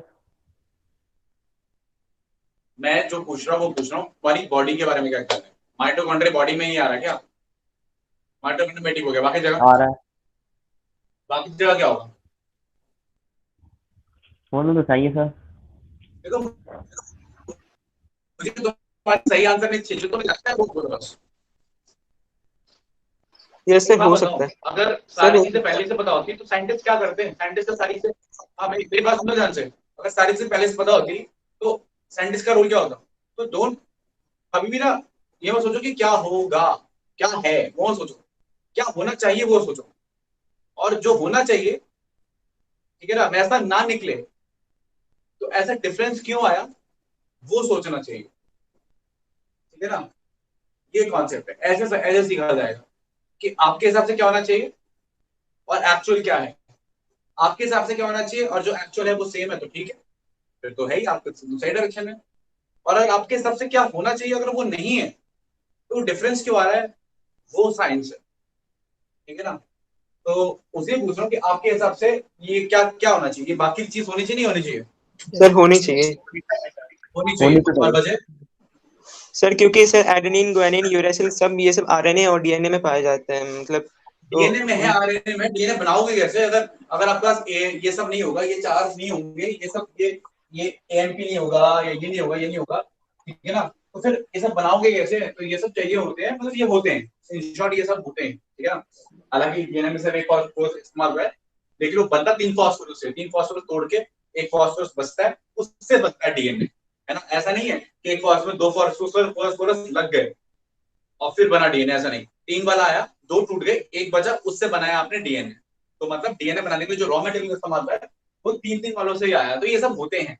तो अब सवाल मेरा आप लोगों से ये है, जो आप मुझे कल ढूंढ के बताएंगे, सोच के अगली क्लास में बताएंगे, फेस टेस्ट के बाद बताएंगे, जब भी आप मिलेंगे तब बताएंगे कि अगर ये सारे होते हैं, एटीपी भी होता है, सीडीपी भी होता है, जीटीपी भी होता है, टीटीपी होता है, यूटीपी भी होता है, तो फिर एनर्जी करेंसी सिर्फ और सिर्फ एटीपी ही क्यों है? सीटीपी, यूटीपी, जीटीपी ये सब एनर्जी करेंसी क्यों नहीं है? हम एनर्जी करेंसी में सिर्फ एटीपी को ही क्यों पढ़ते हैं? ठीक है, बस ये मेरा एक सवाल है, इसके बाद में सोचिएगा। फिलहाल चलते हैं थोड़ा सा आगे, और आगे क्या है? आगे पे टेंशन, आगे है पॉलीन्यूक्लियोटाइड। अब आपने न्यूक्लियोटाइड बनाना सीख लिया है, तो अब मैं आपको पॉलीन्यूक्लियोटाइड बनाना सिखा देता हूँ। पॉलीन्यूक्लियोटाइड बनाना कोई बहुत मुश्किल नहीं है, पॉलीन्यूक्लियोटाइड बनाना बहुत ही ज्यादा आसान है, ठीक है।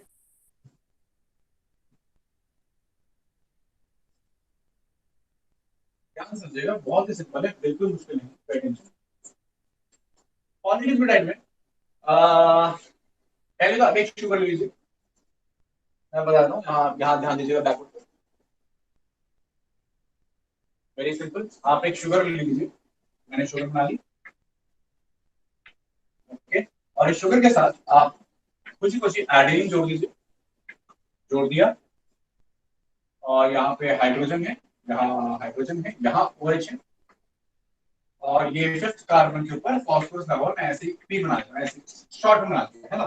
तो फॉस्फोरस है, याद रखना कौन सी पोजीशन पे है, ये नंबरिंग इंपॉर्टेंट है, 5वीं पोजीशन पे है ये, ठीक है ना। ये पहली पोजीशन पे है, ये तीसरी पोजीशन पे है ये OH, ओके। तो ये आपका एक न्यूक्लियोटाइड है, मैं ये नंबर बता रहा हूँ, याद रखना, 5 है फॉस्फोरस, एक पे ये 5, एक भूल जाओ, 5 है ना, 5 फॉस्फोरस और 3 पे OH, 3 पे क्या OH, ओके। ये क्या सिंगल न्यूक्लियोटाइड। अब मैंने क्या किया, अब मैंने इसके ठीक नीचे एक और न्यूक्लियोटाइड ले आया, ठीक है। अब ठीक नीचे न्यूक्लियोटाइड कैसा होगा, फॉस्फोरस ही होगा, उसमें भी ये डबल बॉन्ड से ऐसे समझो OH होगा, इसका डबल बॉन्ड होगा, वो होगा, और ये O जुड़ा होगा, बस ये O जुड़ा होगा, जैसे हमेशा जुड़ा रहता है दूसरे शुगर के साथ। तो मैंने यही बना दिया, और एडेनिन की जगह ले लिया ग्वानिन, और यहाँ पे ओके। ये क्लियर है आपको, बस मैंने ये फॉस्फोरस पी करके बनाया, ये फॉस्फोरस पूरा बनाया है ये सेम ही, गॉट इट। मैंने कुछ गलत तो नहीं बनाया ना, ऊपर वाला नीचे वाला न्यूक्लियोटाइड सेम है ना, कोई गलत है, ऊपर वाला और नीचे वाला न्यूक्लियोटाइड सेम है, सेम है सर बस नाइट्रोजनस बेस अलग है, एडेनिन की जगह ग्वानिन। हाँ एडेनिन की जगह ग्वानिन लगाया, बस वो फर्क है, और बाकी फॉस्फोरस मैंने यहाँ पे इसे खोल के बना दिया, उसे क्लोज करके बना दिया, इतना फर्क, ओके। अच्छा अब क्या है, सेम चीज करते हैं जो पहले क्या था, पे अटेंशन, ये OH को गायब कर देते हैं और ये हाइड्रोजन को गायब कर देते हैं, ये OH को गायब कर दिया, हाइड्रोजन को गायब कर दिया, और इस O को जोड़ दिया, इस O को कॉमनली जोड़ दिया, OH गायब कर दो, हाइड्रोजन गायब कर दो, और इस O को बेटा जोड़ दो बीच में, ये आ गया O बीच में, ठीक है, बॉन्ड बन गया बेटा। बॉन्ड बड़ा इंपॉर्टेंट बॉन्ड है, इस बॉन्ड के बारे में हमेशा याद रखिएगा, this is very important bond, it is known as, अच्छा तो बॉन्ड का नाम बड़ा सिंपल है, फॉस्फोएस्टर था, फॉस्फोएस्टर था, दो फॉस्फोएस्टर जुड़ गए, तो बॉन्ड का नाम हम नाम देते हैं फॉस्फोडाइएस्टर,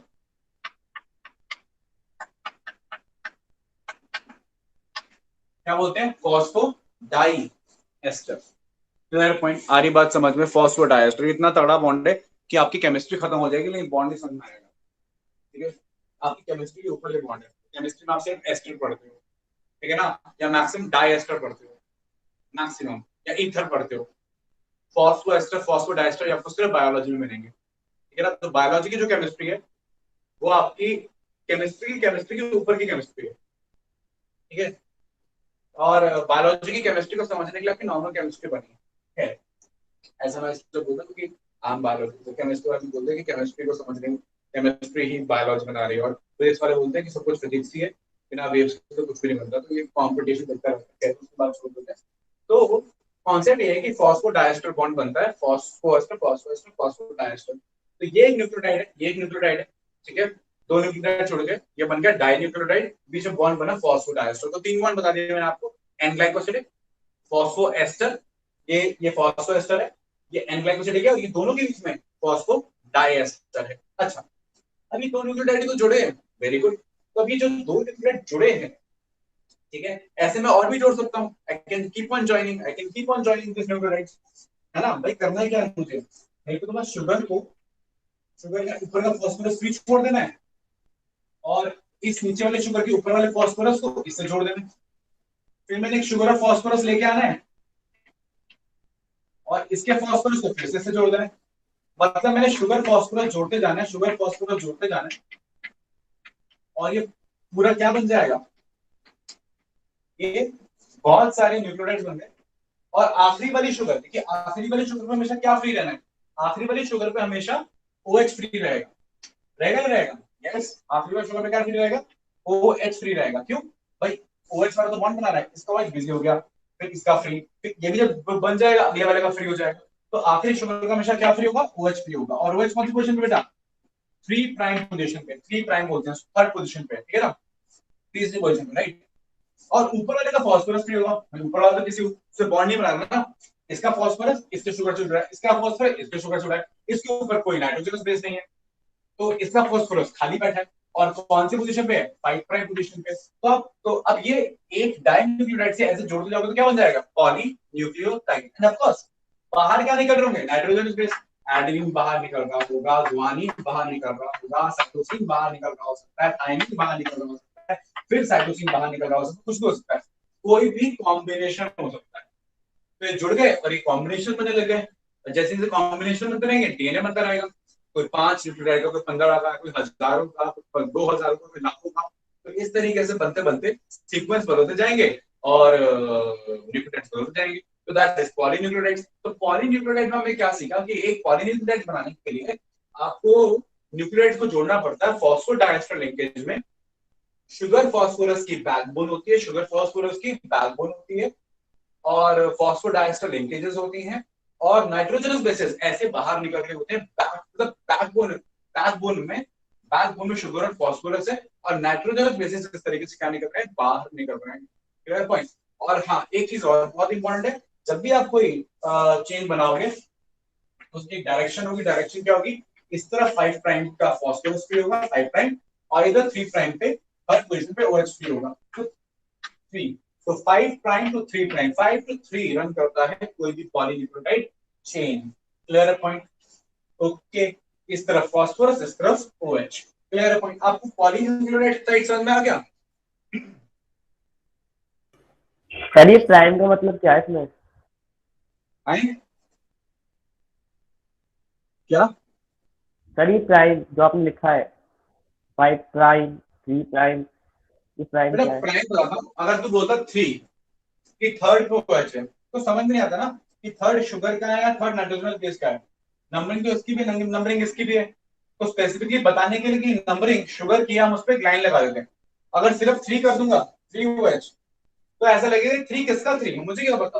भाई ग्वानिन के पास भी तो नंबर 3 है, शुगर के पास भी तो नंबर 3 है, लेकिन इसके ऊपर ये प्राइम या लाइन लगा देने से, है ना, हम बताते हैं कि ये शुगर का 3 है।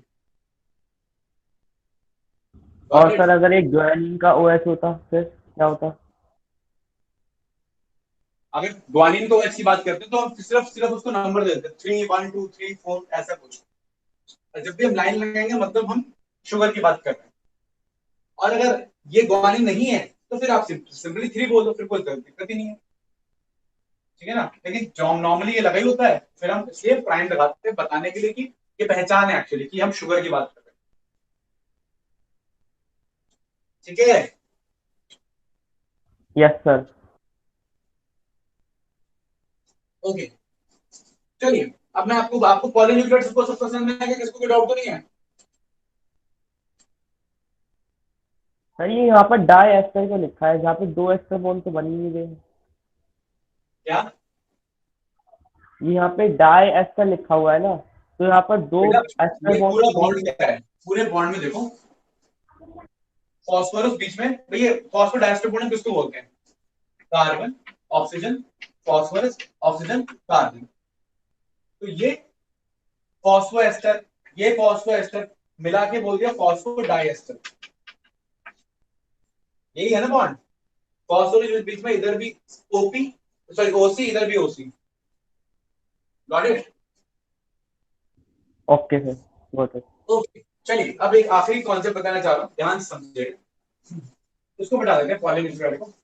अब कॉन्सेप्ट ये है कि डीएनए में पॉलीन्यूक्लियोटाइड की एक चेन नहीं होती, 2 चेन होती है। कितनी चेन होती है? 2।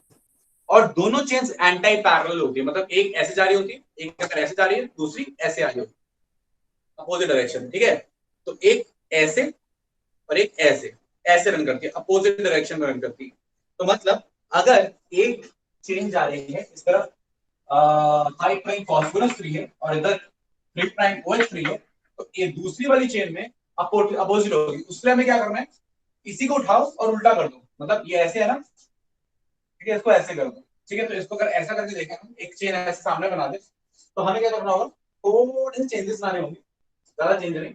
इसको अगर ऐसे कर दिया, थोड़ा मुश्किल होता है मेरे लिए बनाना, ठीक है, इसको जरा ध्यान दीजिएगा, वेरी सिंपल कॉन्सेप्ट, थोड़ा ट्रिकी है बनाने में, थोड़ा उसको ध्यान दें। Just choose book for this. Okay, तो इसको ऐसे बना देते हैं, इसको ये कर दिया, ये कर दिया। देखिए आप बहुत इजीली कर सकते हैं, आपको बस कॉपी उल्टी करनी है, मैं ब्लैक बोर्ड उल्टा नहीं कर सकता। आप बस कॉपी को, आपने मान लीजिए कॉपी ऐसे पकड़ी हुई है, आपके सामने ऐसे पकड़ी हुई है, लाइक दिस, आपने कॉपी ऐसे पकड़ी है राइट, आपने मान लो कॉपी ऐसे पकड़ी हुई है, लेट्स से दूसरी कॉपी लेते हैं, ओके ओके, आपने कॉपी ऐसे पकड़ी हुई है, ठीक है, लाइक दिस, आपने इसको उल्टा कर देना कॉपी को, ठीक है, कॉपी को उल्टा कर दिया, बस आपके लिए आसान है, ठीक है, और आपको ये सिमिलर स्ट्रक्चर बना लेना है। मेरे लिए थोड़ा मुश्किल है क्योंकि मुझे ऐसे मैं बोर्ड उल्टा नहीं कर सकता, थोड़ा तो इसको थोड़ा बना रहे हैं, तो इसको समझेंगे क्या चल रहा है।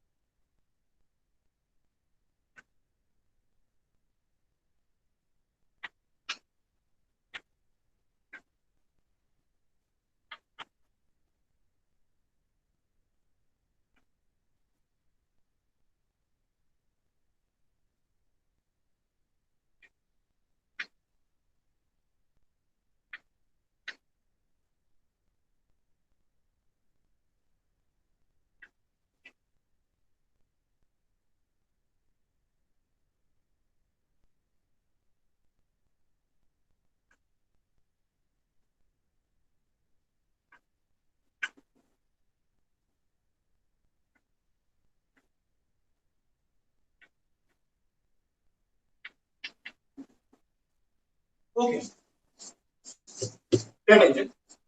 देखिए अब आप इस स्ट्रक्चर को देखिए और इस स्ट्रक्चर देखिए, कुछ नहीं है, यही चेन को उल्टा कर दिया, ये फास्फोरस यहाँ पहुंच गया तो 5 प्राइम यहाँ पहुंच गया, ये OH ऊपर पहुंच गया तो ये 3 प्राइम यहाँ पहुंच गया, ओके क्लियर। तो ये सेम डायग्राम है, सब कुछ सेम है, इसमें कुछ भी अलग नहीं है, बस क्या फर्क है।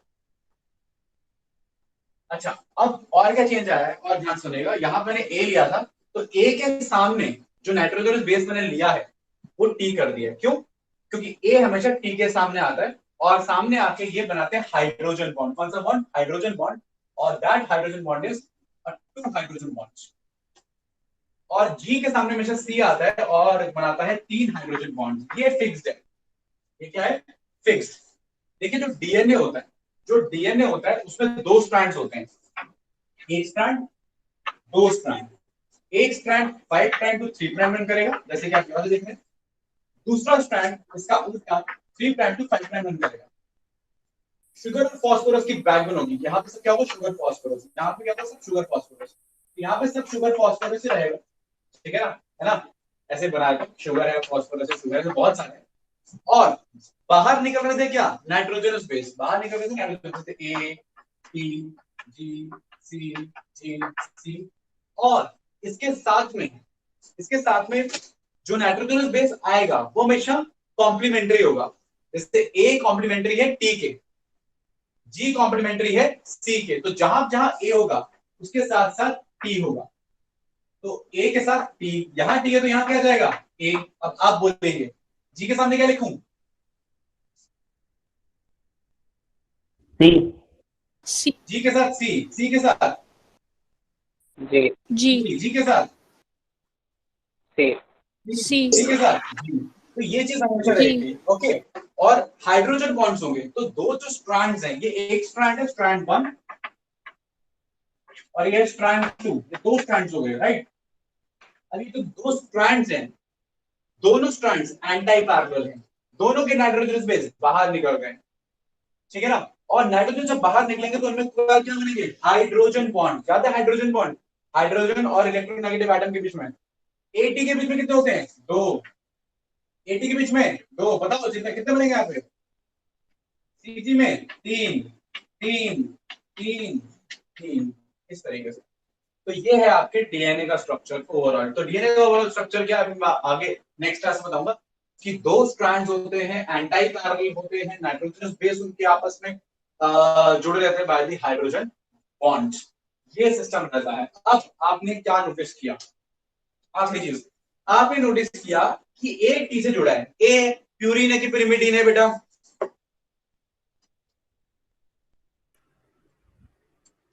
प्यूरिन। ए प्यूरिन है कि पिरिमिडीन है? प्यूरिन। प्यूरिन है, ठीक है। और टी क्या है बेटा? पायरिमिडीन। पायरिमिडीन। ग्वानिन क्या है? प्यूरिन। और साइटोसिन क्या है? पायरिमिडीन। मैं क्या देख रहा हूँ, प्यूरिन हमेशा पायरिमिडीन से जुड़ रहा है, प्यूरिन हमेशा पायरिमिडीन से जुड़ रहा है, ठीक है। ये याद रखना कि प्यूरिन हमेशा पायरिमिडीन से जुड़ता है। प्यूरिन प्यूरिन कभी सामने नहीं आएंगे, पायरिमिडीन पायरिमिडीन कभी सामने नहीं आएंगे, और जो सामने आएंगे वो फिक्स है। एडेनिन के सामने साइटोसिन नहीं आ जाएगा, साइटोसिन भी तो प्यूरिन पायरिमिडीन है, लेकिन वो नहीं आएगा। एडेनिन में थाइमिन नहीं आएगा, और ग्वानिन के सामने साइटोसिन नहीं आएगा। क्लियर है पॉइंट? आ रही है बात समझ में? एनी डाउट अभी तक पढ़ाई हुए में? सर ये 2-3 हाइड्रोजन बॉन्ड कैसे बन रहा है समझ नहीं आया। बेटा कैसे बन रहे हैं उसके लिए मेरे को सामने एक ए रखना पड़ेगा, एक टी रखना पड़ेगा, दोनों के एटी को सामने रख के फिर बॉन्ड बनाना पड़ेगा। मेरे पास इतना टाइम नहीं है, कोई काम करियो, ए और टी हाइड्रोजन बॉन्ड करके गूगल कर लियो, इमेज देखियो तो क्लियर हो जाएगा कैसे कहाँ कहाँ हाइड्रोजन बॉन्ड बन रहे हैं। बहुत फेमस है। सर दो हाइड्रोजन बॉन्ड बनेगा उसमें? हाँ, 2 हाइड्रोजन बॉन्ड, ठीक है। और ये कहाँ किसके बीच में बनते हैं वो तुम्हारे लिए इंपॉर्टेंट नहीं है, वो बहुत डिटेल फिर बन जाता है, बहुत कॉम्प्लिकेटेड हो जाता है, ठीक है। इसलिए मैं उसको अवॉइड कर रहा हूँ। उसको किसी को जानना हो तो गूगल में आके इमेजेस में देख लेना, ठीक है। बहुत मुश्किल नहीं है वो, ठीक है।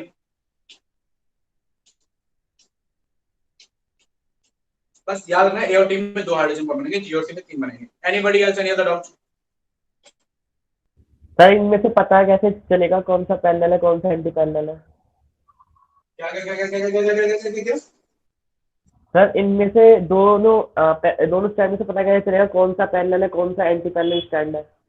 अरे कोई पैरेलल एंटी पैरेलल नहीं होता है, दोनों आपस में पैरेलल एंटी पैरेलल होते हैं भाई। दो लोग ऐसे मान ले आमने सामने ऐसे हैं, ऐसे खड़े हैं, ऐसे खड़े हैं, तो कौन सर के बल खड़ा है कौन पैर के बल खड़ा है? भाई भाई दोनों अपोजिट में खड़े हैं, कौन सा उल्टा मुझे क्या पता। अब ऐसे ऐसे किसको उल्टा बोलेगा? एक चौक ऐसे एक चौक वैसे है ना, तो मेरे 2 हाथ ऐसे हैं, कौन सा वाला उल्टा है? ऑफकोर्स दोनों ही आपस में उल्टे हैं, ठीक है ना। अपने अपने एंगल से तो अपने अपने अपने, ये तो फिजिक्स वाला बच्चा है, ये तो वो है क्या कहते हैं उसको, आपका क्या कहते हैं उसको, अरे यार बड़े अच्छा काम होता है फिजिक्स में, क्या कहते हैं फिजिक्स में हमेशा बार बार यूज करते हैं इस टर्म को, व्यू पॉइंट नहीं, frame of reference. Frame of reference. तो फ्रेम ऑफ रेफरेंस की बात है, सामने वाले के फ्रेम ऑफ रेफरेंस है, दोनों आपस में एंटी पैरेलल है, और अपने अपने फ्रेम ऑफ रेफरेंस में दोनों ही सीधे खड़े हैं, दोनों 5 प्राइम टू 3 प्राइम रन कर रहे हैं। Got it? अच्छा okay yes sir. Anybody else any other doubt?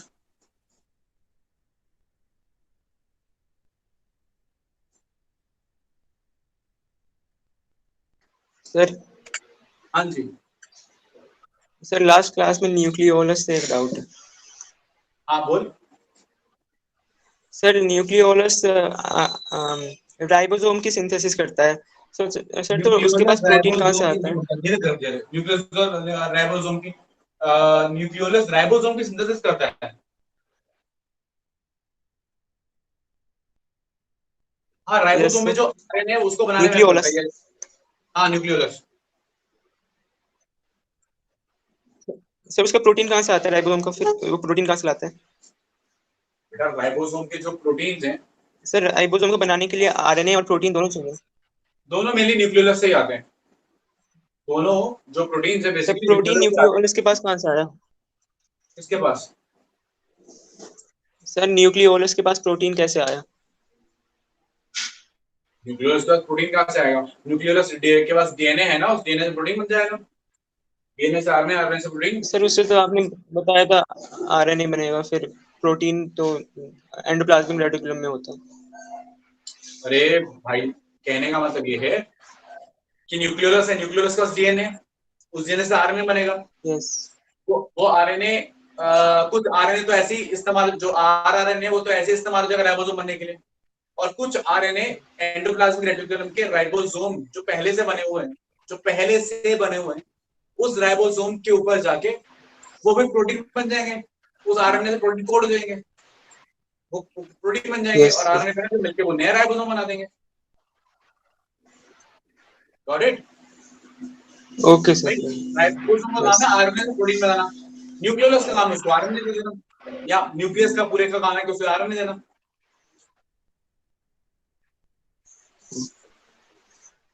Any other doubt? Sir chloroplast के पास डीएनए होता है, लेकिन क्रोमोप्लास्ट और ल्यूकोप्लास्ट की बात करते हैं तो उनमें नहीं होता, वो भी तो उसी के डेरिवेटिव्स होते हैं, उनमें नहीं होना चाहिए। ये किसने बोला कि क्लोरोप्लास्ट ल्यूकोप्लास्ट में डीएनए नहीं होता? होता है मतलब। हाँ, ये किसने बोला? ऐसा तो कहीं नहीं लिखा, कहीं नहीं बोला। अच्छा सर, होता है मतलब। हाँ ऑफ कोर्स, क्यों नहीं होगा? Yes, प्लास्टिड के पास अपना डीएनए होता है, हम ये बोलते हैं, हम क्लोरोप्लास्ट की बात ही नहीं करते।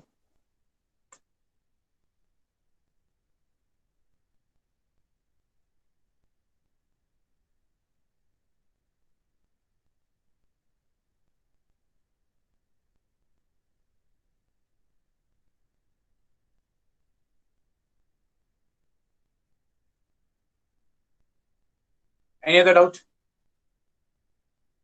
चलिए फिर, see in the next class. That's all about today's class. All the best for your phase test. Phase test में बायोमोलिक्यूल्स नहीं आएगा, फेस टेस्ट में सिर्फ सेल और एनिमल किंगडम और स्ट्रक्चरल ऑर्गेनाइजेशन आएगा। Do very well. Thank you very much.